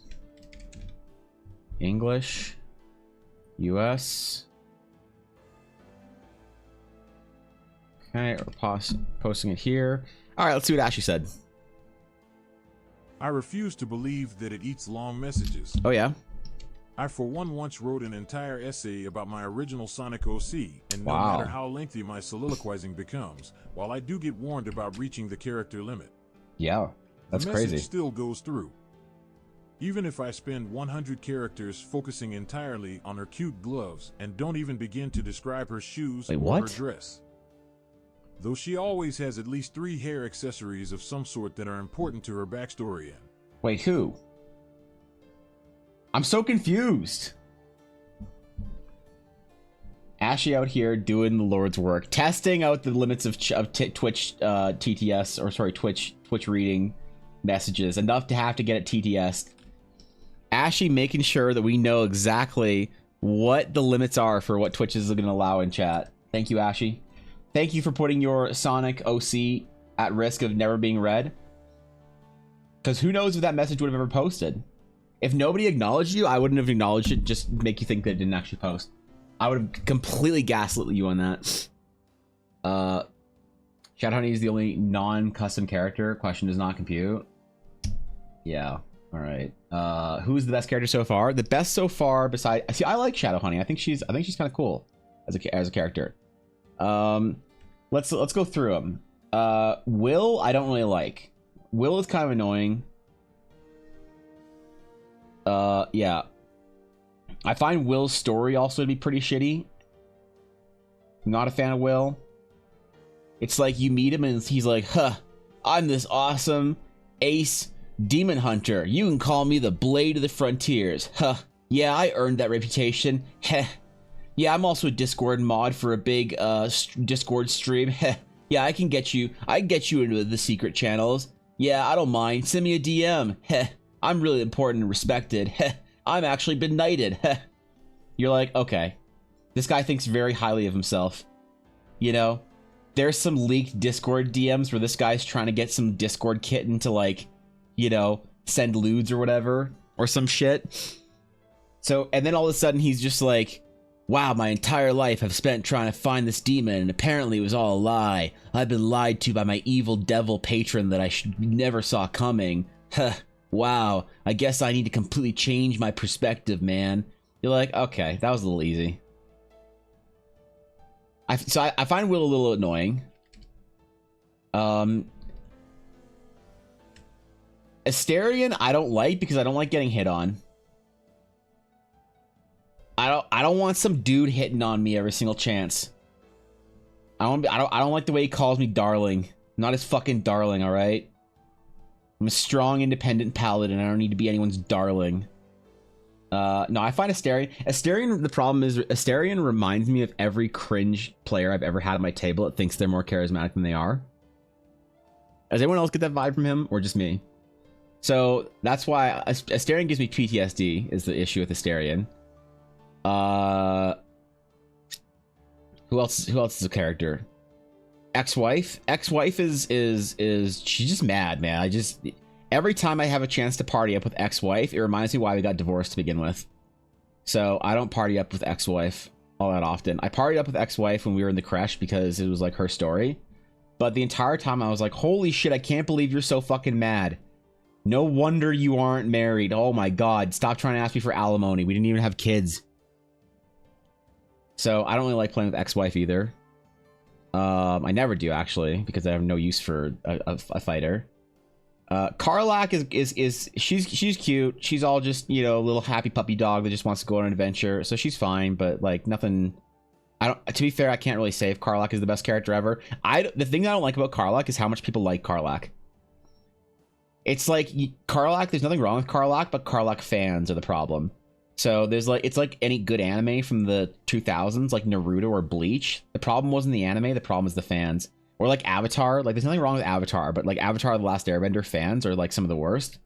So I have a hard time enjoying Karlach because people like lose their fucking mind over her for some reason.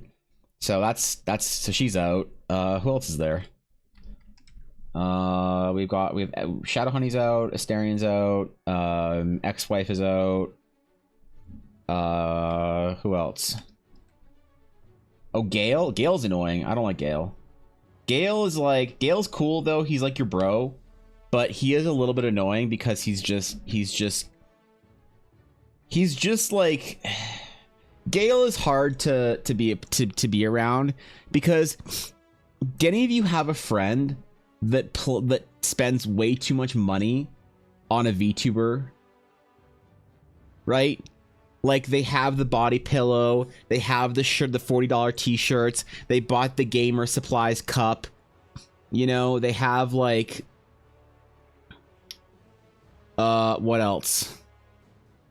They have like the tier 3 sub badge, and the VTuber has no idea who they are.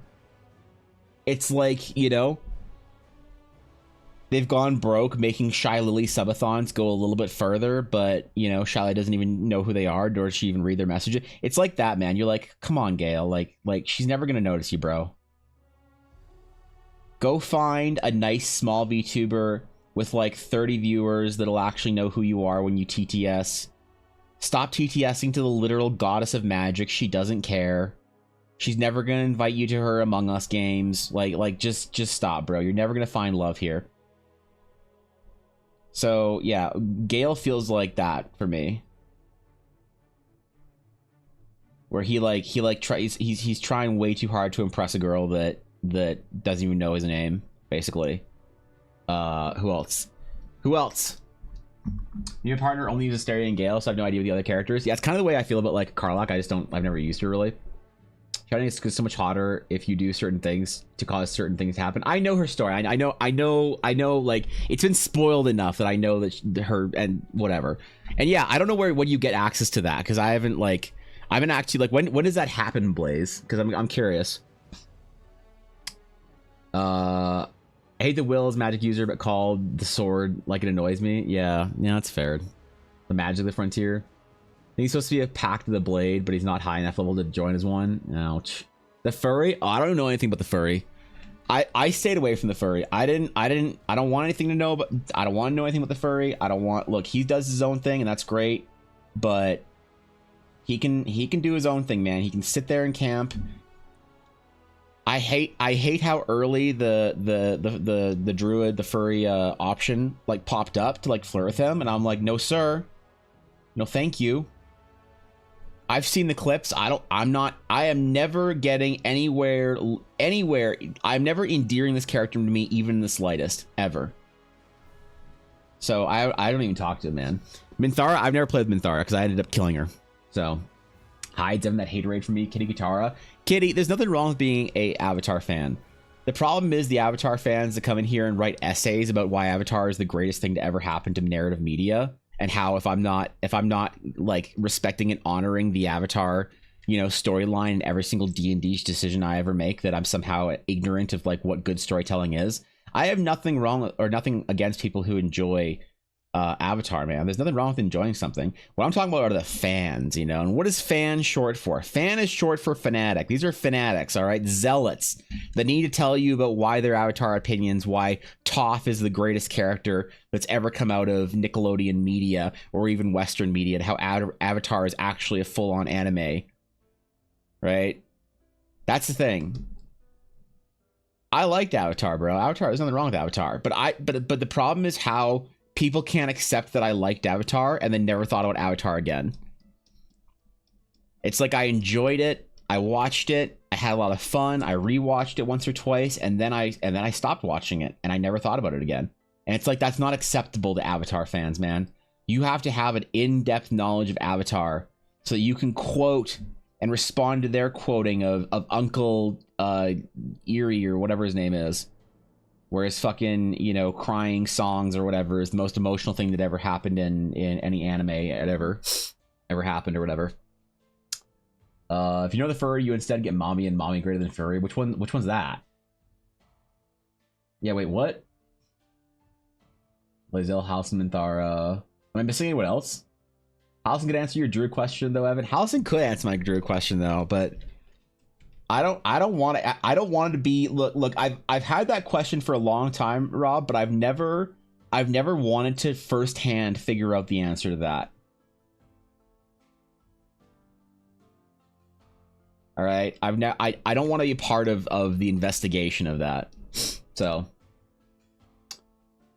she always has worn a badass helmet in my game, so I didn't hide it and had no idea it happened until she said something about me not saying anything. So I hit her helmet and understood. Oh, I see. Oh, okay, Shadow Honey, yeah. When does all that go down? When the story is that does Shadow Honey stuff go down? Because I see people who are in Act 2 or who are past the game from where I am that have like Ultra Instinct SSJ3 Shadow Honey, and I just have like regular like Walmart Shadow Honey or whatever, you know. Era is such a sweet bean. Oh yeah, Uncle Era. Sorry, what did I say? Era? Oh, I don't remember. Yeah, look, man, it's fine. I'm glad. Look, Avatar has a great story. It's just not the best thing in the world to me, and I don't have any compulsion to like revere it. It's like Star Wars fans, you know, that are so offended if you haven't seen the movies or whatever. I'm always surprised when I find out somebody's never seen a Star Wars movie, but I'm never like mad about it. I don't ever hold it against them. I never feel like I need to like correct them. I'm just like, dang, that's unique. Okay, cool.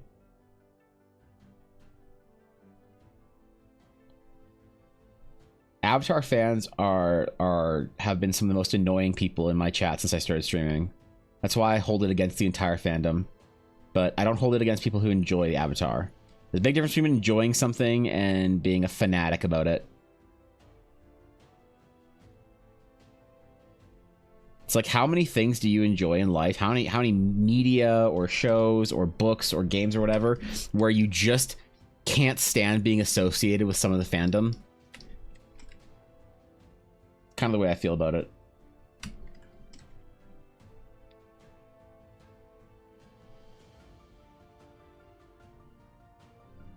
But I had fun with it. I watched it. And also, I think people are mad at me because I didn't hate Korra. I thought Korra was fine. I had like low expectations of it when I was watching it, because like I walked into Avatar, both Avatars, thinking that I was watching like a children's show, and that like, yeah, it's gonna be a little dumb, but like so are all children's cartoons, and you can't like hate. It's like walking to Star Wars Clone Wars and expecting it not to be full of like dumb jokes and like, you know, puns and shit like that and whatever, because it's a show made for, you know, young preteens and shit. And so I think people got mad at me when I just like didn't hold Korra to the high standard that they did. And I didn't hate it because I was like, yeah, it's fun, man. It's a little cute little story. But what about when the character did this and it was inconsistent? I'm like, I don't care, man. Who like whatever. Who cares, bro? It was a cute little story. Whatever. She was the Avatar. She got mad, then she unmatted. What's wrong with that? You know? You're still in Act 1? Damn, Kitty, are you playing a lot? Because I've been playing a lot. Shadow Honey thing happens in Act 2 in a temple. Okay, got it. So I'm almost there, I guess. Start Act 3. I don't know what happened after you get to Baldur's Gate. That's fair. So I want to do an all-person run for like all like 4 people playing through the game. That'd be fun. When I got to Baldur's Gate without talking to her after stuff happened, it was when she was all, "Why don't you love me?" Oh, okay. I am resolute. I am not accepting any romantic advances from any Baldur's Gate character. I will not. I am a paladin, and my oath is to the blade. Not to trifling distractions.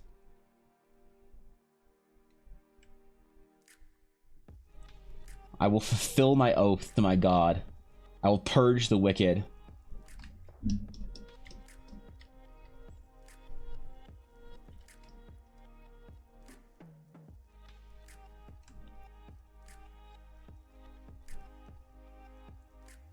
And I will not be distracted. Out the damn thought. Wish I'd be so invested in fandoms. Is there nothing, Ashy, that you get like a little neckbeardy about? Is there nothing that you've ever been a neckbeard about? Because like I get neckbeardy about stuff, and I've like recognized, and in the past I've been very neckbeardy about stuff. And I don't know if there's anything that I still get really neckbeardy about, but I kind of wish I would, right? Might get a resurgence of that. Avatar: The Last Airbender is releasing a sneak peek of the live action. Why are they making another live action? Did we not learn our lesson last time? And I really mean that. Converting such an animated cartoon with such animated, absurd, over-the-top characters into live action, I just don't think is going to work unless you really try and tell a darker, more like serious adult story. Like, you need to, with live action, it's very hard to be ridiculous. Like, you can't get away with the kind of ridiculousness you can get away with it in cartoons. Which is one of the reasons why it doesn't translate well, I don't think. But, I don't know. No time to romance NPCs when you're throwing your gnome friends. Exactly. 4 gnome barbarians. You like both equally? Hard to find time. Both of you supposed to be able to play. Neither of us are playing our own campaign. Just play. Oh, you're playing. Oh, that's awesome, dude. Okay, that makes sense. You're playing together. Yeah. Okay. All right. Well, don't rush it, Kitty. I mean, like, how often is a game like Baldur's Gate gonna come around? You know? Who cares if you take a year to finish the game, like, or whatever? You do it at your own pace, and you make sure you have a good fucking time while you're doing it. I think that's fine. If you're taking your time with it, just remember, everybody might have finished the game and know what the cool things are ahead of time, but when it comes to, like, December, like, 20th or whatever, and everybody's sitting there alone, wishing they had some game to play, cold in the winter in the snow, you will still have Baldur's Gate, and they will not.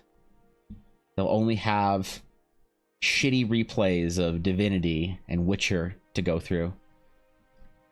Nothing wrong with saving it. But Chastity, definitely voluntary, I swear. Yeah, exactly. It's a vow of incel. I mean, Chastity. There you go. Ashley gets it. Welcome back, Mel. Wish could be neckbeardy about something. Alas, I flow from one enjoyment to another with abandon. Yeah. I mean, I don't know. The thing that I got the most neckbeardy about was probably esports when I was, like, younger. And I was, like, really into certain esports. And I was, like, such an elitist about it. Not, like, as a dick elitist. I just, like, took it way too seriously.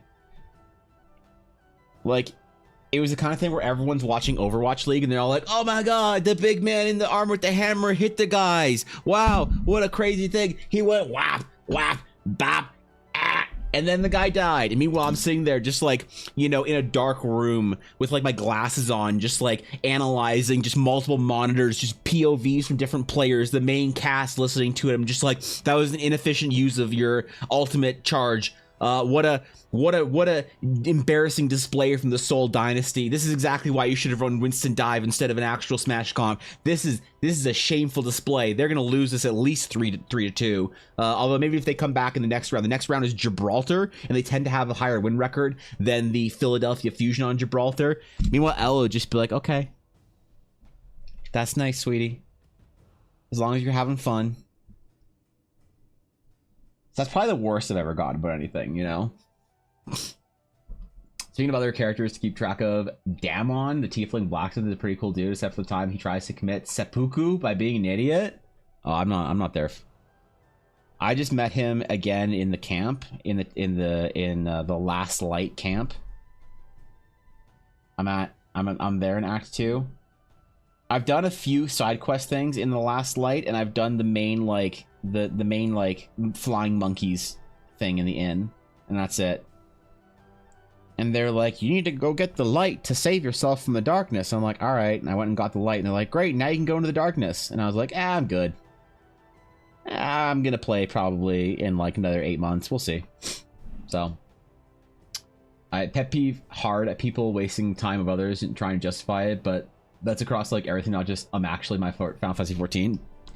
Oh yeah, I get so mad when I'm playing with, like, in, like, a raid group or whatever in an MMO with people that aren't, like, as serious about the game as I'm trying to take it. I totally turn to an asshole, probably. Where I'm like, I see you haven't gotten your embellishment yet. I see you have no crafted gear. Your item level is embarrassingly low. Are you not committed to us getting this plus 20 this week? Okay, and this is why I don't want to play Mythic Plus with you. Oh, that's right, I forgot. Yeah, oh yeah, that makes sense. That makes sense. I see. That's why people don't want to play Mythic Plus with me. Oh yeah, okay. Yep. I dig it. You just gotta remember, man, is you gotta be self-aware of it.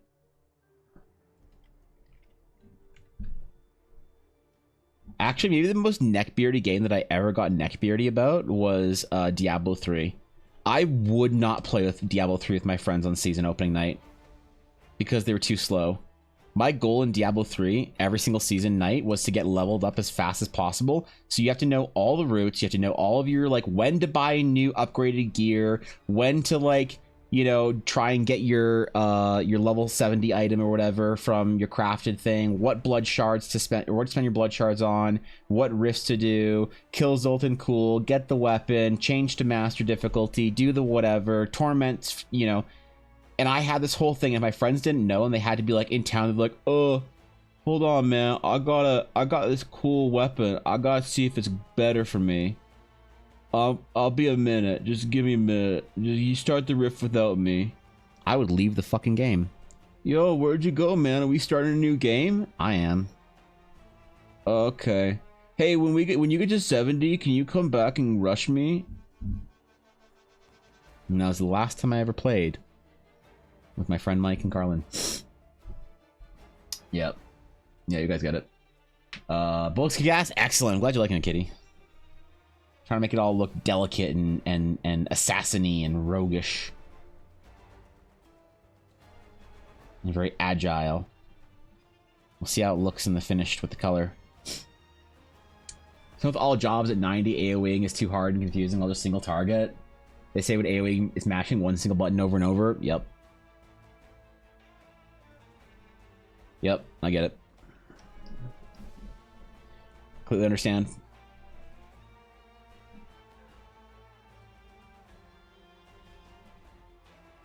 And like the thing is, I know that there's certain games that I shouldn't play with people.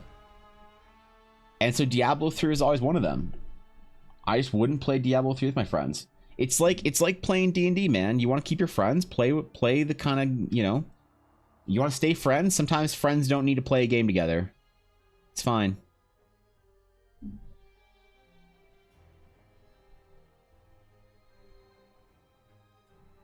There's certain friends I would never invite to my D&D table because I know that we play such a vastly different game.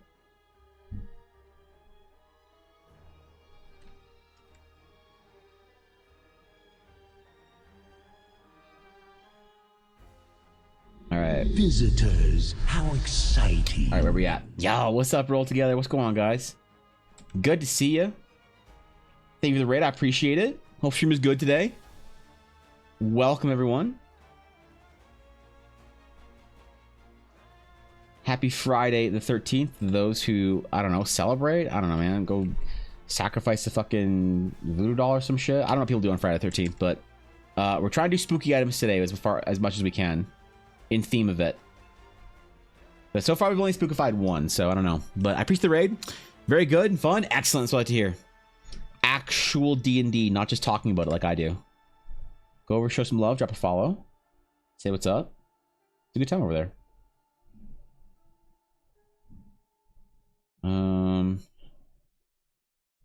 Am a fan. Does approve. All right, where are we at with this design? All right, it's kind of coming along, man. I'm kind of enjoying it. I'm actually liking this shit so far. Thank you for the shout out. I appreciate that. The mods get not paid for, so there you go. One day I'll be a big enough streamer to pay my mods. Maybe I should offer to pay my mods in exposure.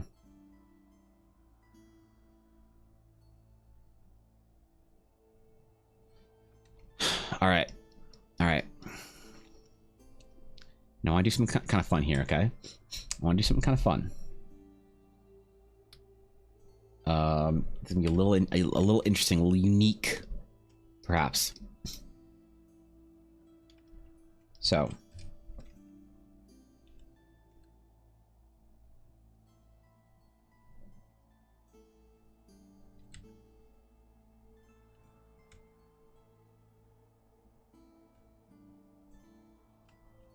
Okay. Do that. Okay. Wait, but it's floating, Evan. Unaware.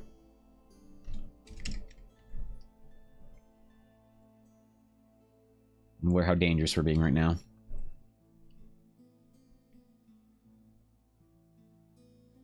I'm fully aware, and I'll accept whatever fate deals to us.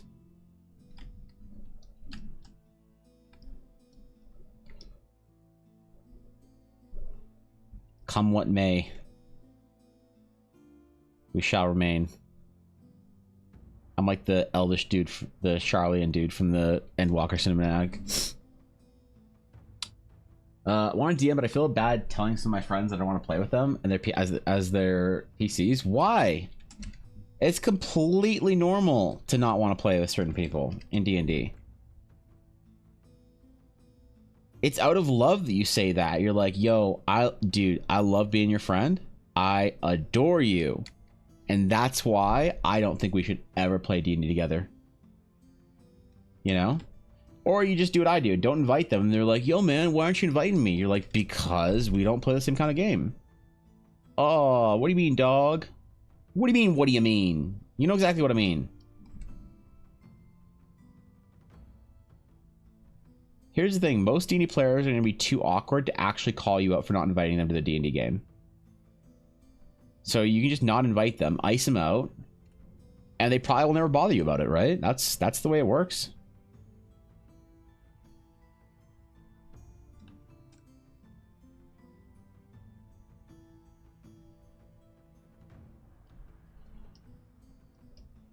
Okay. All right.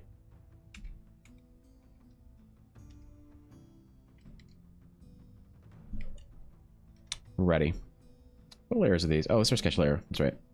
What layer is this? That's our color. Rename that to color.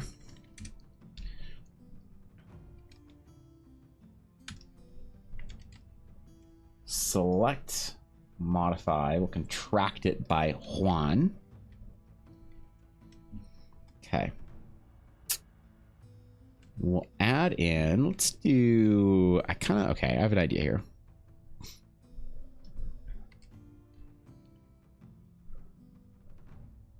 I have an idea for what I want to do. I think it'll look cool, but I don't know, man. I'm just the artist. Don't blame me if it doesn't look good. Actually, never mind. It's my fault. How confident are you in your ability to take up a sword and fight your way through the D&D category in a series of duels? I need some more context. Yeah. Do you mean like who am I fighting and how am I fighting them? Because I can play dirty, bro. I have no problem cheap shotting somebody. And listen, if we're talking like World of Warcraft Mak'gora, like I don't lose, man. You know what they say, winners win. What's the context here? How are we dueling? Who am I dueling? Why am I dueling? I have no idea how confident that should make me. Weapon of choice against creators like Dag, Reyna, Ash, Faye, etc. Do you mean like an IRL duel of like who I could take? Is that what you mean? Like IRL? We're not taking it. We're talking like a D&D duel where you're both level 3 characters. You mean like IRL duel? I would fucking kill all of them. I would murder every last one of them with no remorse, and none of them would stand a chance. All right, Dag would be the only person because like I don't want to fuck with Dag because I like Dag. All right, whenever I see Dag in chat, I type this. I say this D-A. I always say this whenever I see Dag in a chat. So I wouldn't want to fight Dag, but I still would if I had to, you know, because Mak'gora demands it. Who would pose a challenge? I don't know, man. I've seen Reyna play the tortilla slap game, and I'm not impressed. So I would destroy her. Faye, here's the thing. Faye has a lot of fight in her. Faye's also like 4'1". So you don't have to fight Faye. You just hold your fucking short sword out and she'll skewer herself, right? It's like fighting Faye would be like imagine how bad it would make me look, cause you know when you see like a dude like on like a video of a dude like and they just like kick a dog and the dog just goes flying like a little pug or something, you know, I would feel really bad about that because yeah, I don't know, man. I don't know how big a lot of these creators are. I don't know who could take me, man. Especially if it's a duel with weapons. Oh boy. Let's fucking go, man. I played way too much World of Warcraft to lose. I would be like, Hero Strike, Backstab, Ambush, Garrote, Wind Fury Totem, Storm Strike. They're gone, man. I wouldn't lose. I wouldn't lose. No. No. Earlier in my life, I desperately had a dream. I desperately had a dream to be a some kind of a fencer or whatever, and I pursued that with a lot of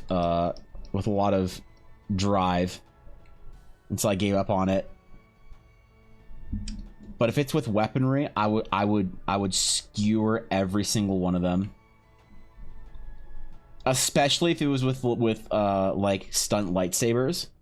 If it was with stunt lightsabers, I would gain my like extra Star Wars knowledge and beat the ever living shit out of every single one of them with that plastic glowy tube. So, yeah, I don't know, man. I don't know, bro. People forget about all my black belts, both of them. Not that that matters when you have a weapon, but yeah, no, it wouldn't be a challenge. No contest. I wouldn't be worried about it. The only person who could give me a fight would maybe be the legendary dreaded GM. But that's just because I hear he has kangaroo boxing experience. So yep. If it was like a celebrity boxing, like YouTuber, like creator clash thing, I would paint the fucking canvas with their ichor. It would be brutal, man. You'd want to look away. Yep. Oddly enough, the hit is on that list. Wait, who? wait, who? Shit, I don't know who that is. I'm not very well connected. Vinny. People, here's the thing, Vinny. You gotta understand. People don't like me in the D&D category, all right? People don't see me as a D&D creator. People see me as an artist that LARPs as a D&D creator because they think I don't do world building. They think all I do is like make art. So I don't know a lot of people in the D&D category. I used to get invited to more shit, and then I just started saying no to everything. Then I got a reputation of always being too busy to do anything, and so I don't know who anybody is. I don't know all these gamers. Maybe I do. I just forget. You know, from Dice Legends. Don't put me on the spot. Don't put me on the spot here. I don't. Look, man, I don't know. I'm sure it is great and amazing. Yeah, I don't man, it's a foggy day outside. Wow, I can't see across the trees. That's crazy, dude. Wow. Insane. What a crazy foggy day it is. I don't know, man. I don't. Yeah, I'm pretty poorly connected in the D&D category. You gotta remember.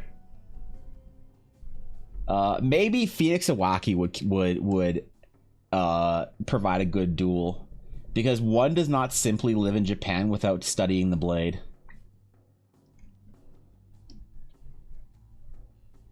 He would draw his second sword, the second coming of Miyamoto Musashi, for the Book of Five Rings foretold of a wandering samurai.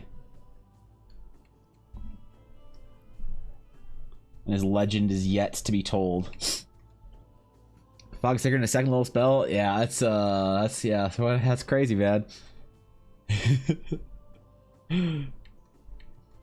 Come on, I don't watch a whole lot of live play shows. I'm sorry. I don't have a lot of time to listen. There's so many people, so many friends I have that have like live play D&D shows that I just, unless I know somebody personally on the show, I don't usually get a chance to watch it.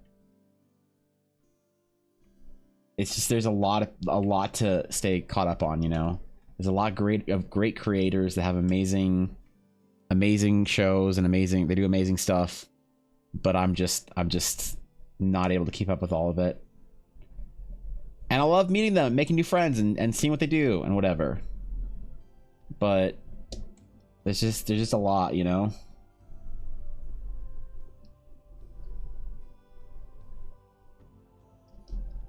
All right.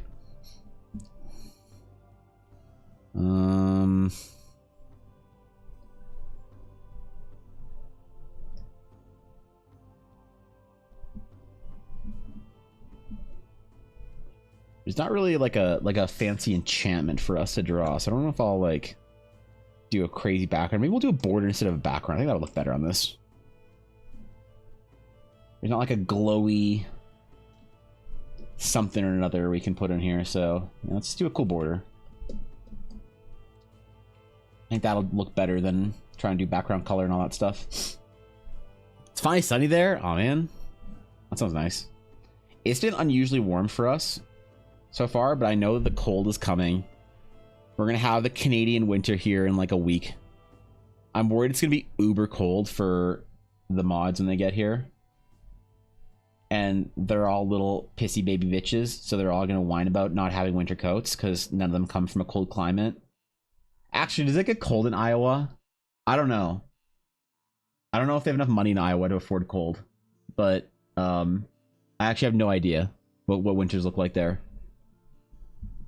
So maybe Blaze is up to the challenge, but I know the others are probably not. That'd be the only one though. Are your mods visiting you? That's pretty amazing. Yeah, some of them are coming up for a weekend. It's gonna be fun. For the official Eldaracon 0.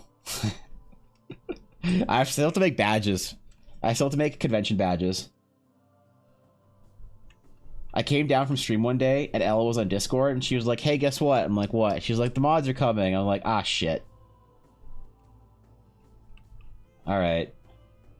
Eldaracon is happening, apparently. Can't get too cold. He'll kill all the corn. That's true. Blaze, make the corn friends proud. Represent the Midwest. Does it even get cold in Iowa? Hold on. Average November temp in Alberta. So average temperatures in Alberta are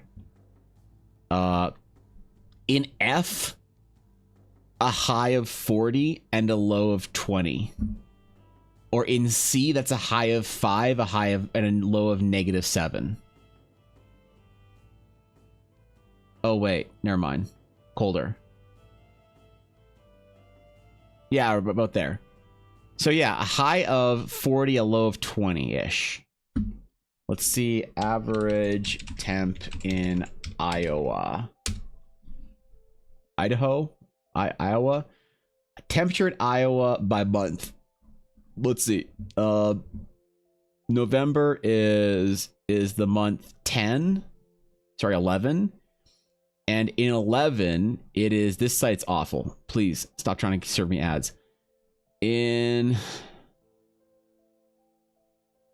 is snow. This isn't, or this isn't, no. I need Iowa in November. Average Iowa temperature, let's see, is on the high end of 11C and on the low end of -5C. So it's a little bit warmer than it is than it is for me. So yeah, the Blaze should be fine. The others will freeze. Frigid stances. It's gonna be hot. It's gonna be real hot. In F? Well, what do you want me to say, man? You want me to say in Canadian, in world and in American? I have to speak American, all right? I have to favor our American audience. They're the only ones that cheer bits. Come on, bro. How many Europeans do you see on the leaderboard? That's what it comes like. Look, man. You know it. I know it. Everybody knows it. All right. I can go to the bits tier leaderboard and we can look at the numbers. We can see NA versus EU. You damn right I'm gonna speak in NA. All right. I gotta learn how to speak American better. I'm trying. I'm hoping one day Fishy takes me to a NASCAR event, but we'll see if that happens. They'll truly be able to speak American. Okay, let's do a little... I want to do a little glowy boy.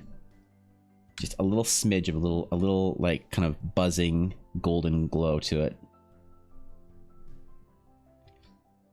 Freedom units, yep.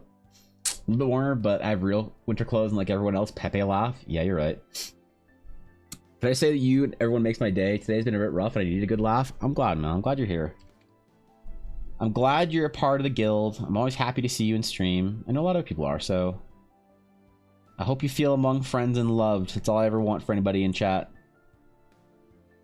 And maybe for them to play World of Warcraft with me, but that's, you know, that's a bit above and beyond, so. No, I'm glad you're here, Mel. Haven't been to NASCAR, but I've been to a local race event. Legend kind of. You know what I want out of a NASCAR event, Fishy? This is what I want out of NASCAR. This is you know what sells me on NASCAR? This right here. This is the experience that I want from a NASCAR event. I started drinking at 6 a.m. We're here now. I don't know what time it is. This is what I want. But I'm rolling deep, and those cars are going real fast and real left, son. They're going fast and left. Yep. Fuck yeah. I started drinking. Yep, that's what I want out of it. You know, that's all I want. Like that guy. Here's the thing, man. You can say all you want about that guy. You can call him a fucking redneck, an uneducated, unwashed, filthy, you know, southerner, whatever you want to call him, man. You can say all sorts of shit. You can talk about that guy, but that guy is enjoying his life way more than anyone here. That guy has more fun on a day-to-day basis than anyone else here. So what can you say, man? That's a common occurrence. Exactly. That's what I want, man. It's easy to understand. It's simple. You don't need to like. It's not like when Thorkin tries to tell him about like F1. All right, and he's all neckbearding about it, like I neckbeard about fucking Overwatch, where he's all taking it seriously and shit. No, all you need to know is that this car is going real fast and real left. That's all you gotta know. That's all, man. That's all that's important. So.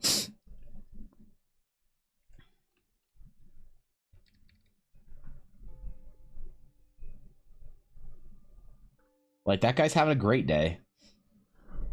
You know, feel that hot breath in his face and the smell of chili dogs in stale beer in his nose? Exactly. I want to see a bunch of drunk guys yelling at people to show them their butthole. I want the experience, man. I want the true NASCAR experience. That's so much to ask for. I have a YouTube account for you? Alright. Yeah, I'm down. Yo, hit it in stream topics. Let's see it. I'll browse it. Someone who lives in the hood. That's a lot of rednecks can confirm. See? But they're all having a great fucking day. It's like you and I, we have to like play complex games to like enjoy ourselves. Those boys just have to have fast cars going fast and left. That's all that matters, man.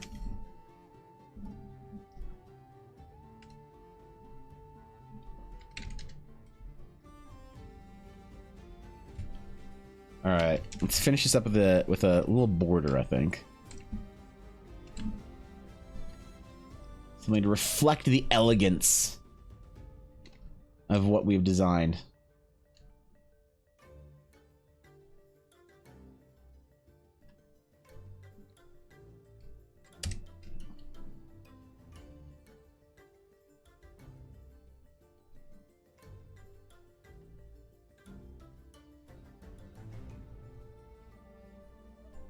Vaguely floral, maybe. Rib NASCAR, no longer fast, no longer only left. What? They don't go fast or left anymore? Has the sport lost its soul? Shit, man. You heard of Southern Things or Matt Mitchell? No, I haven't. No, I'm ignorant. I'm in Canada, man. I'm so far away from the South. if I had to go visit any of my friends that I've made on Twitch in the US, I'm sorry guys, I'm going to see my friends in the South. The only person that ever offered to cook me beignets was Oath. And I don't know, man. It feels like it's the only place among TDC where anyone actually has any desire to show me the culture where they live. All the rest of the NA fans that just complain about it. They complain about the weather, how expensive it is where they live. But any of my, like, you know, viewers or whatever in the South, they're like, oh yeah, we'll go like have some fun. We'll go, like, you know, wrestle a gator in the swamp or whatever. We'll go down to the bayou. I'll take you down to the bayou. We'll get you some I don't know, some marmot or whatever. I don't fucking know, man. They're having a way better time in the South.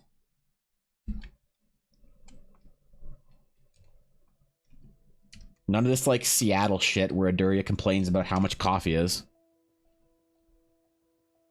None of this East Coast stuff where Fox just tells me how expensive rent is. Nope.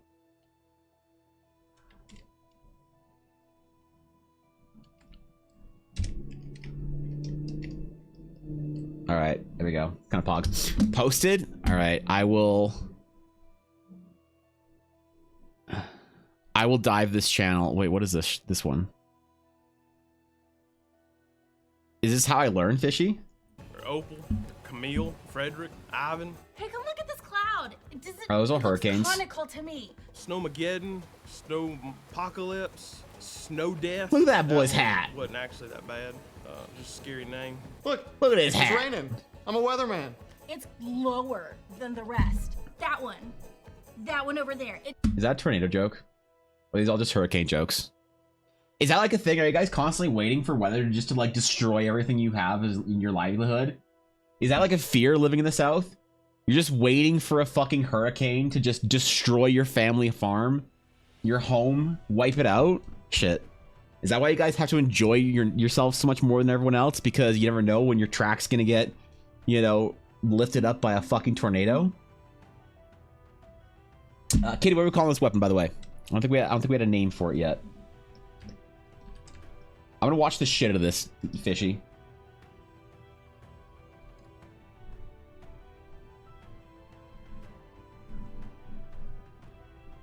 If you think I'll like the channel, I'll sub. I don't care. Whisper, that's right. Whisper. Ooh. I like it. Whisper. Shh. They'll know. Boom. There it is. We're control S-ing it. We're snipping tool it.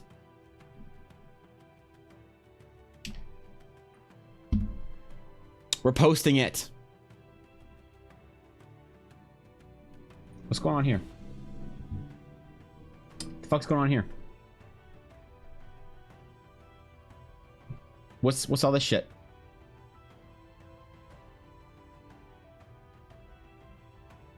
Mute soundboard? Mute? Mute. Can I just go through it? Can I just mute all the mods? Is that global muting them, or is that just muting them for me? Does this mute all of them, or like for the server, or is this muting them for me? Is that like... Is that... Alright. Okay, sketchbook. Alright. 438 for Kitty. Katara. Boom. Whisper. That's a good idea. I like that. I haven't done a short bow in a long time. Thank you, Kitty. Alright. Alright, if you have an idea that can also go real fast and real left. Exclamation sketch. There's bro. Muting them for you. And wait. Red mute? Oh, wait. Red mute is server mute? Is that how I mute them? Hold on. Which one's mute? Server mute.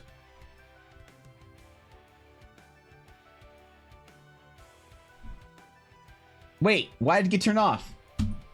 I muted her. What do you mean off? All right. There we go. Damn it! God. Thank you. I am stoked AF. W. I kind of sound like you're thanking me for muting Bizzo. Thank you, Kitty. Thank you for the idea. You don't have to, you know, there's 100 bits you have to throw at me. I'm just happy for the idea, right? Probably have admin privs. I think the only person who has admin privilege is Ella. I'm pretty sure. Is Ella an admin? Ella's an admin. Is Bizzo out? No, I don't think any other server. Yeah, I think she's only admin. Right, red mute. I forgot. So, hold on. So if I wanted to, like, I could just quietly deafen mods and just make them think that nobody's talking to them anymore. That's what, dude. All right, dude. All right. Okay. Okay. I'm good. You asked I'm good. for more bits. I didn't Here ask for. go. You didn't. But God I damn am it! all out now. All right. Thank you, Kitty. Thank you for the 245 bits. All right. You don't have to do that. That's very generous of you. But thank you. I appreciate that. Thank you. Thank you. Thank you. But I'm just happy that you let me draw on a weapon for you. So, if I can serve a mute and unmute, you can serve a mute and unmute. So I can hold Ella Blackwood hostage, and none of you can do anything about it. One click. One simple click. Wait, can I disconnect people? Yo! We see you, Ivan Blahart, Elab 1 ring 1, Elab 1 hammer, Elab 1 ring 2 cheer 1. Yo, I can just do that? Yo! Yo, I didn't know. Hey, damn, bro. Oh, shit. Who knew, man? Okay, I need more water. I'll be right back. Give me a second. Give me a second. Only Poggy ideas, alright? Okay, your beat. Your beat. I hear her mad downstairs, by the way.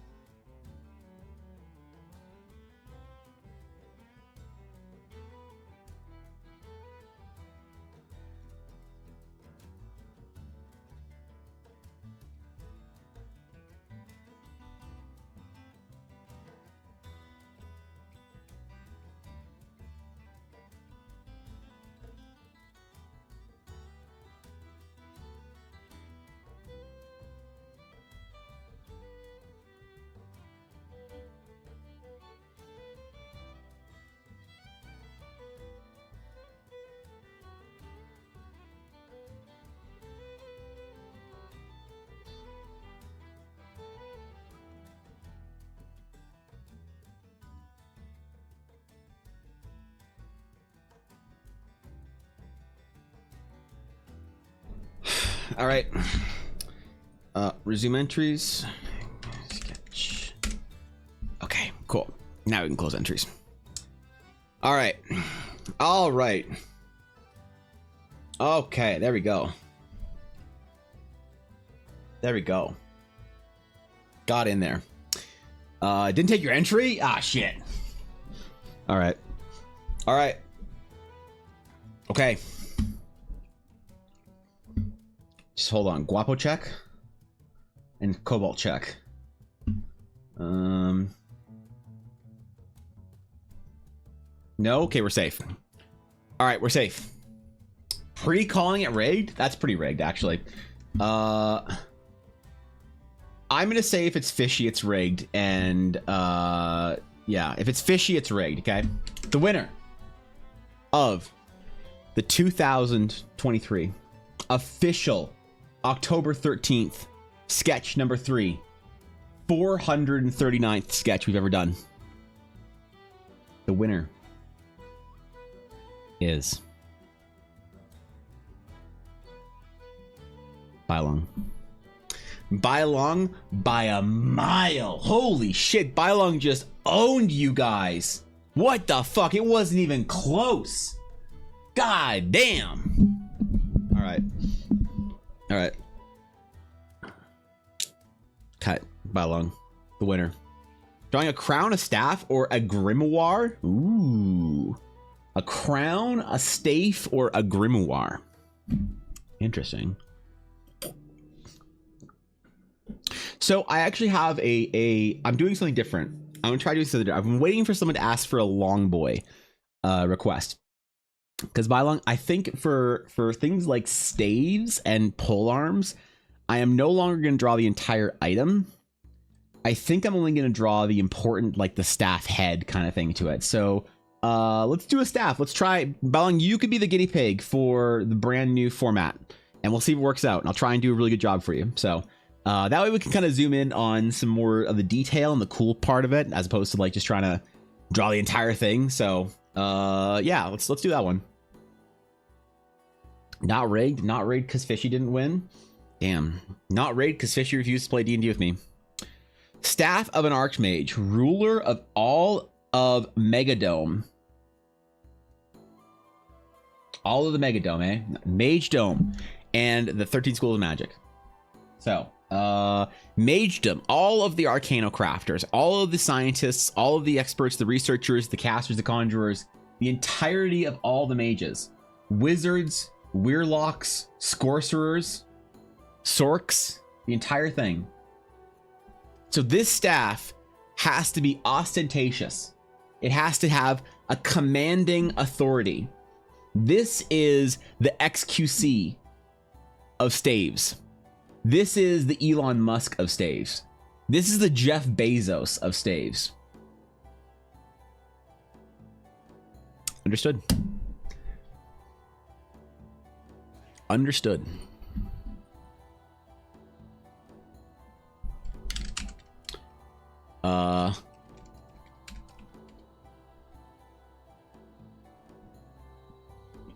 Okay. I have ideas. I have concept. No druidic magics here. No flowers. No branches. No wood. Nope.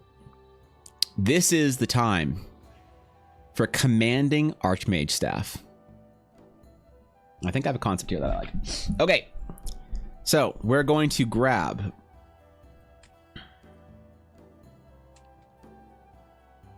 this one. Oh. Let's put it up here so we have room.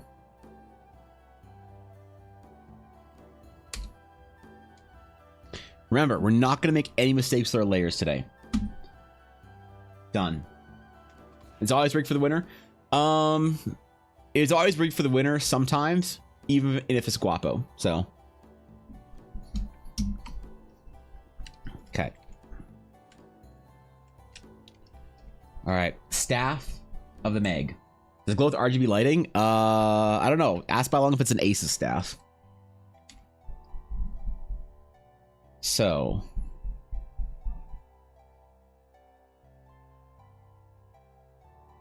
Okay, I have an idea.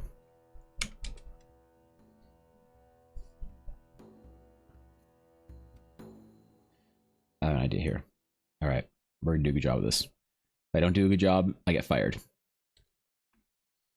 I get fired as official court designer. I don't know if I've ever had that title, but if I ever want to keep it, I gotta do a good job on this.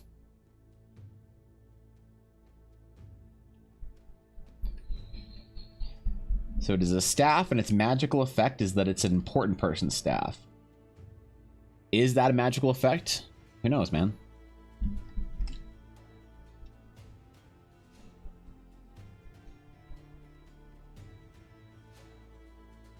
I mean, I think it is.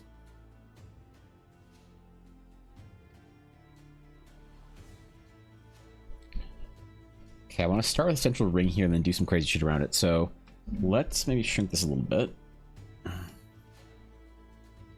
This work? Yes, okay. All right. We're going to tell the story of magic here. Oh, it didn't work. Damn it. Okay. I'll just shrink it after.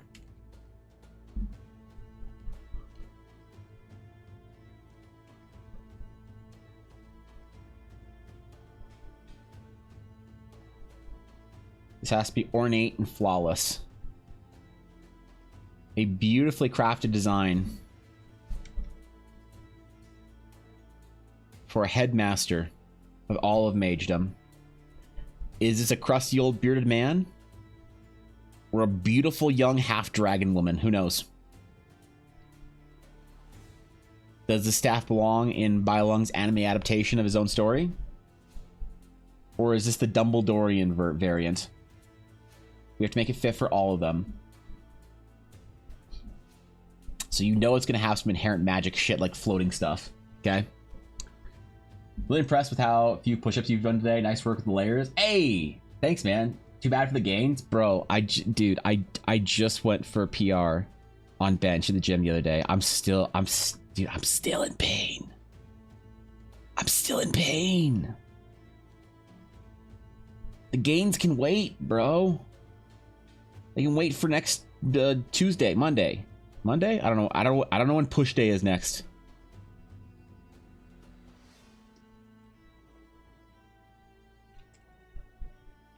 But it's soon.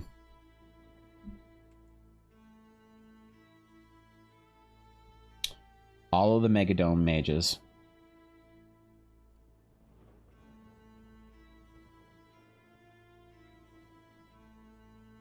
Balong always has some really great lore ideas.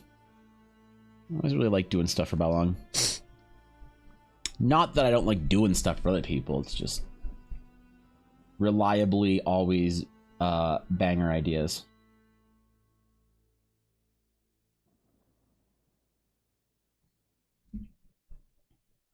Okay.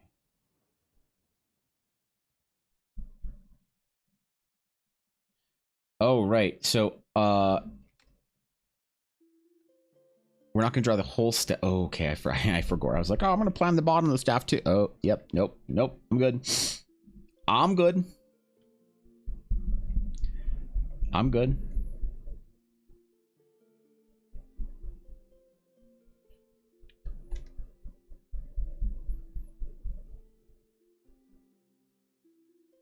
I don't know what kind of schools of magic there are in Bylong's world, but I'm going to try something a little bit interesting here.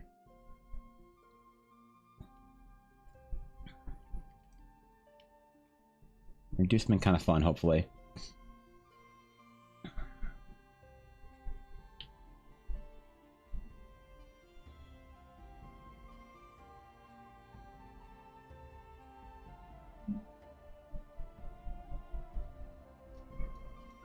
Stefan Archmage, one of the big four in my world.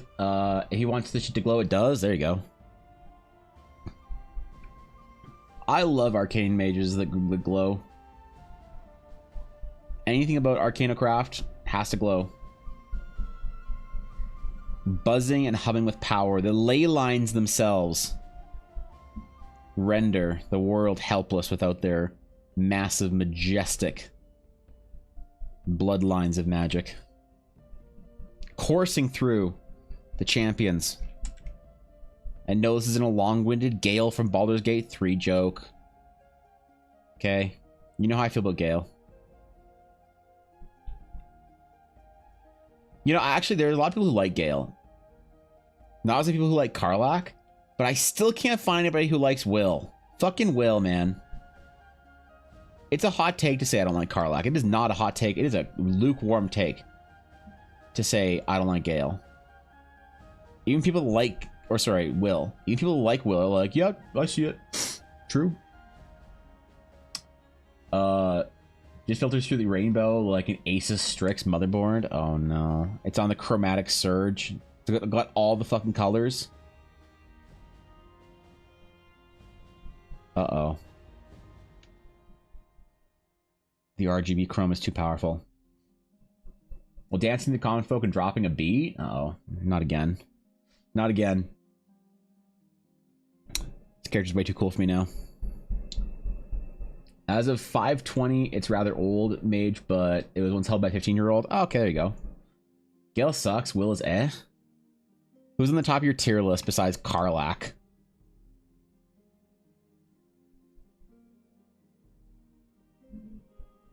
Okay, I don't like anybody. The only person I like is Shadowhoney, just because she's like kind of mean.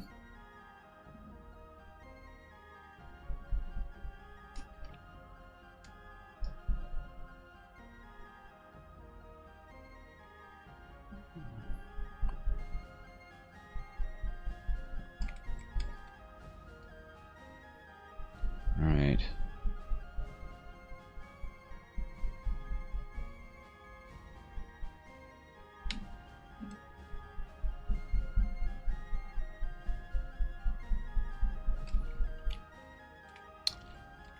Okay.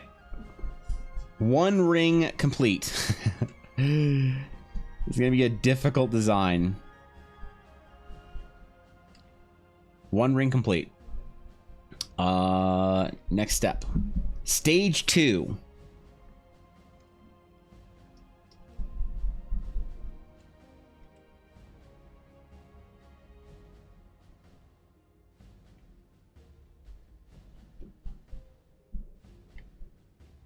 Stage 2.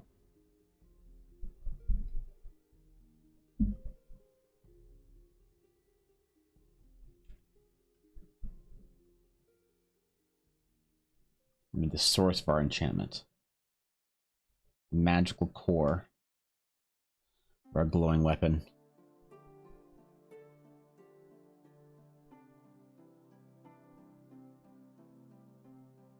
Crafted by a staff smith of the previous age.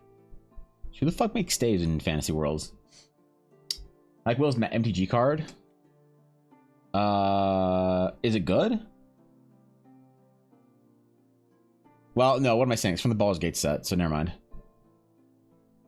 Of course it's not good. I think it's cool they did like a card for all the characters. That's pretty pog. Be nice to my wife. I didn't say anything bad about Karlach, just I thought she was a little boring. Kind of. The worst thing, Fishy, about Karlach has nothing to do with Karlach. The worst thing about Karlach are Karlach fans, and you know it's true. Okay? You want to talk to the DM/narrator? Well, the DM/narrator is best girl. If Baldur's Gate was an anime, she would be best girl.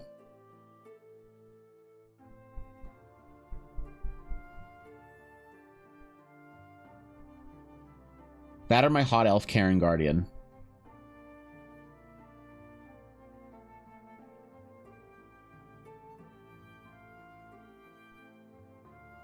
One of the two, I don't know, man.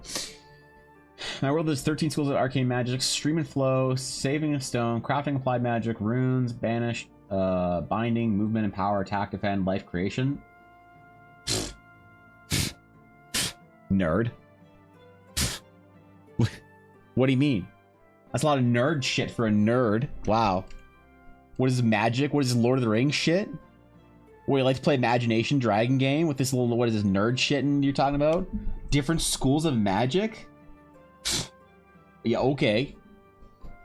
Yeah, all right. Okay. Sounds good. That's cool. And daughters, all right, that's fair. Well, the video of narrator outtakes. What, where she just mispronounces shit?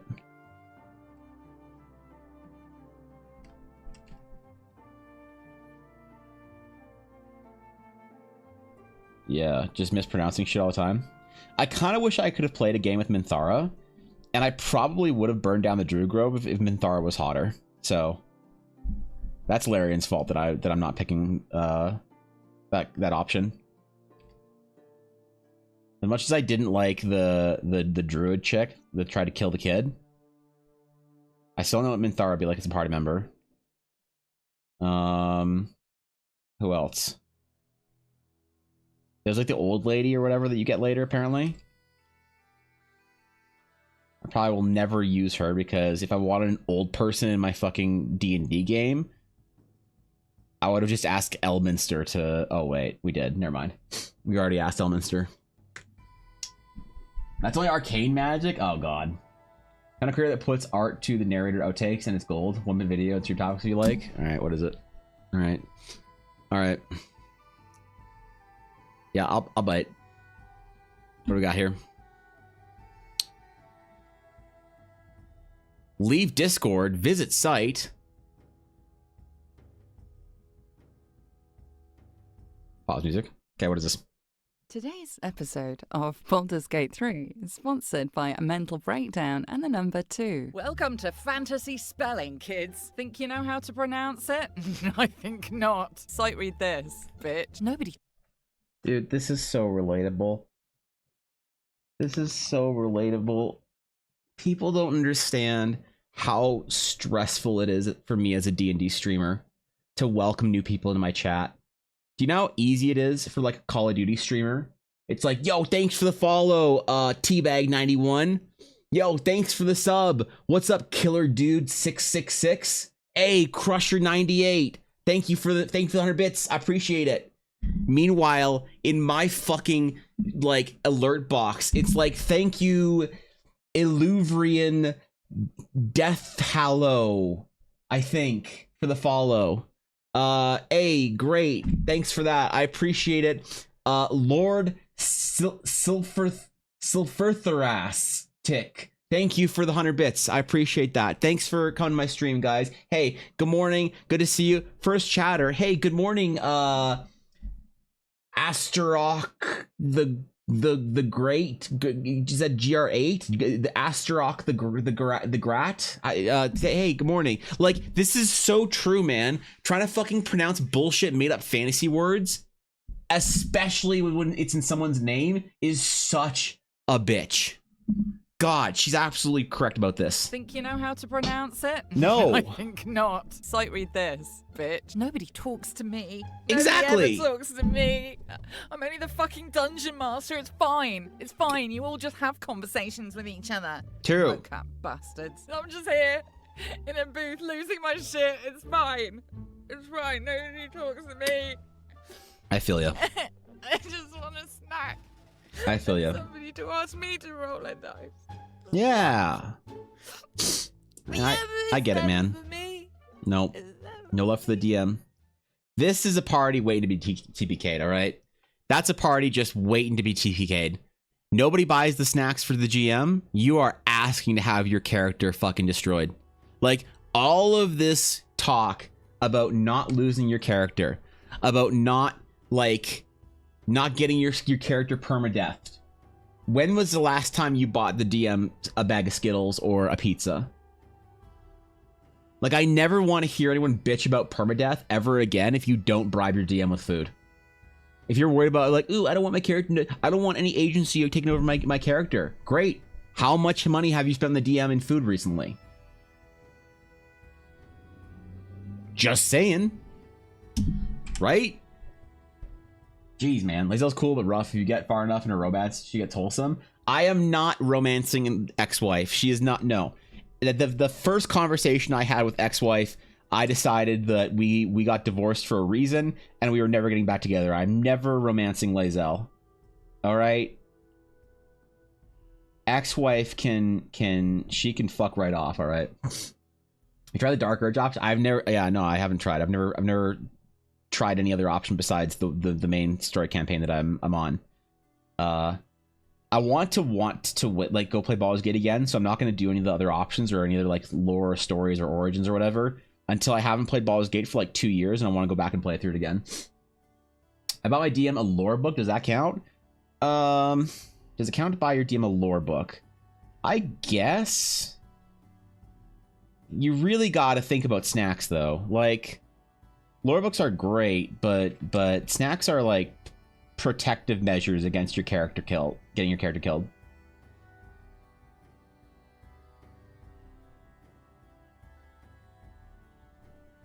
Well, I feel bad for the narrator.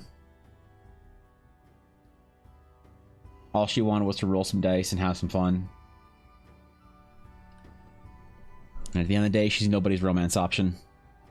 It's tragic. That's DM life. What's up, Gabby? Want to do playthroughs as each of the characters instead of my own. I wonder how it's different if you like play as like Astarion or whatever. Like, hold on, if you play as a character, how do they reveal their dramatic backstory? Does your character then just monologue to other characters that didn't ask about how like they have a tragic backstory? How does that work? If you're playing as Astarion, it's just like, you need to bite someone tonight. And you're like, what? You're actually a vampire. Oh, fuck, really? Yes. It's good that I should probably have known that before I started the game. Like, is that how it works? That seems kind of lame.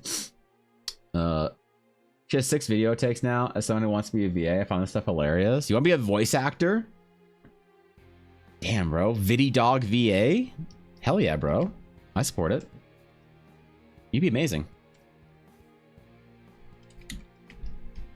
I want to be a voice actor, but only for Sith Lords. So.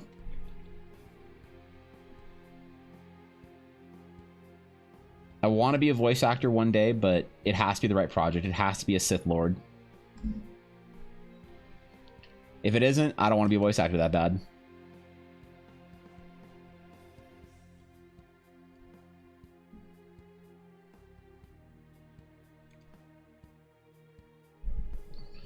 We'll see if it happens, though. Viddy Dog VA, yep. That's what I said. Maybe Baldur's Gate 3 DLC or 4 with the VA, the DM character. That would be cool, actually. A long time ago, and I fell off the training arc. What? Alright, well. That's fair.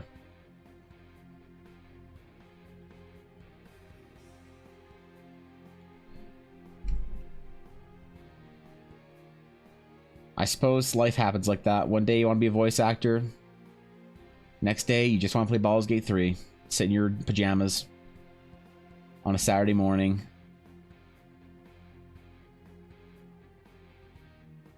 But yeah, I think you should pursue it.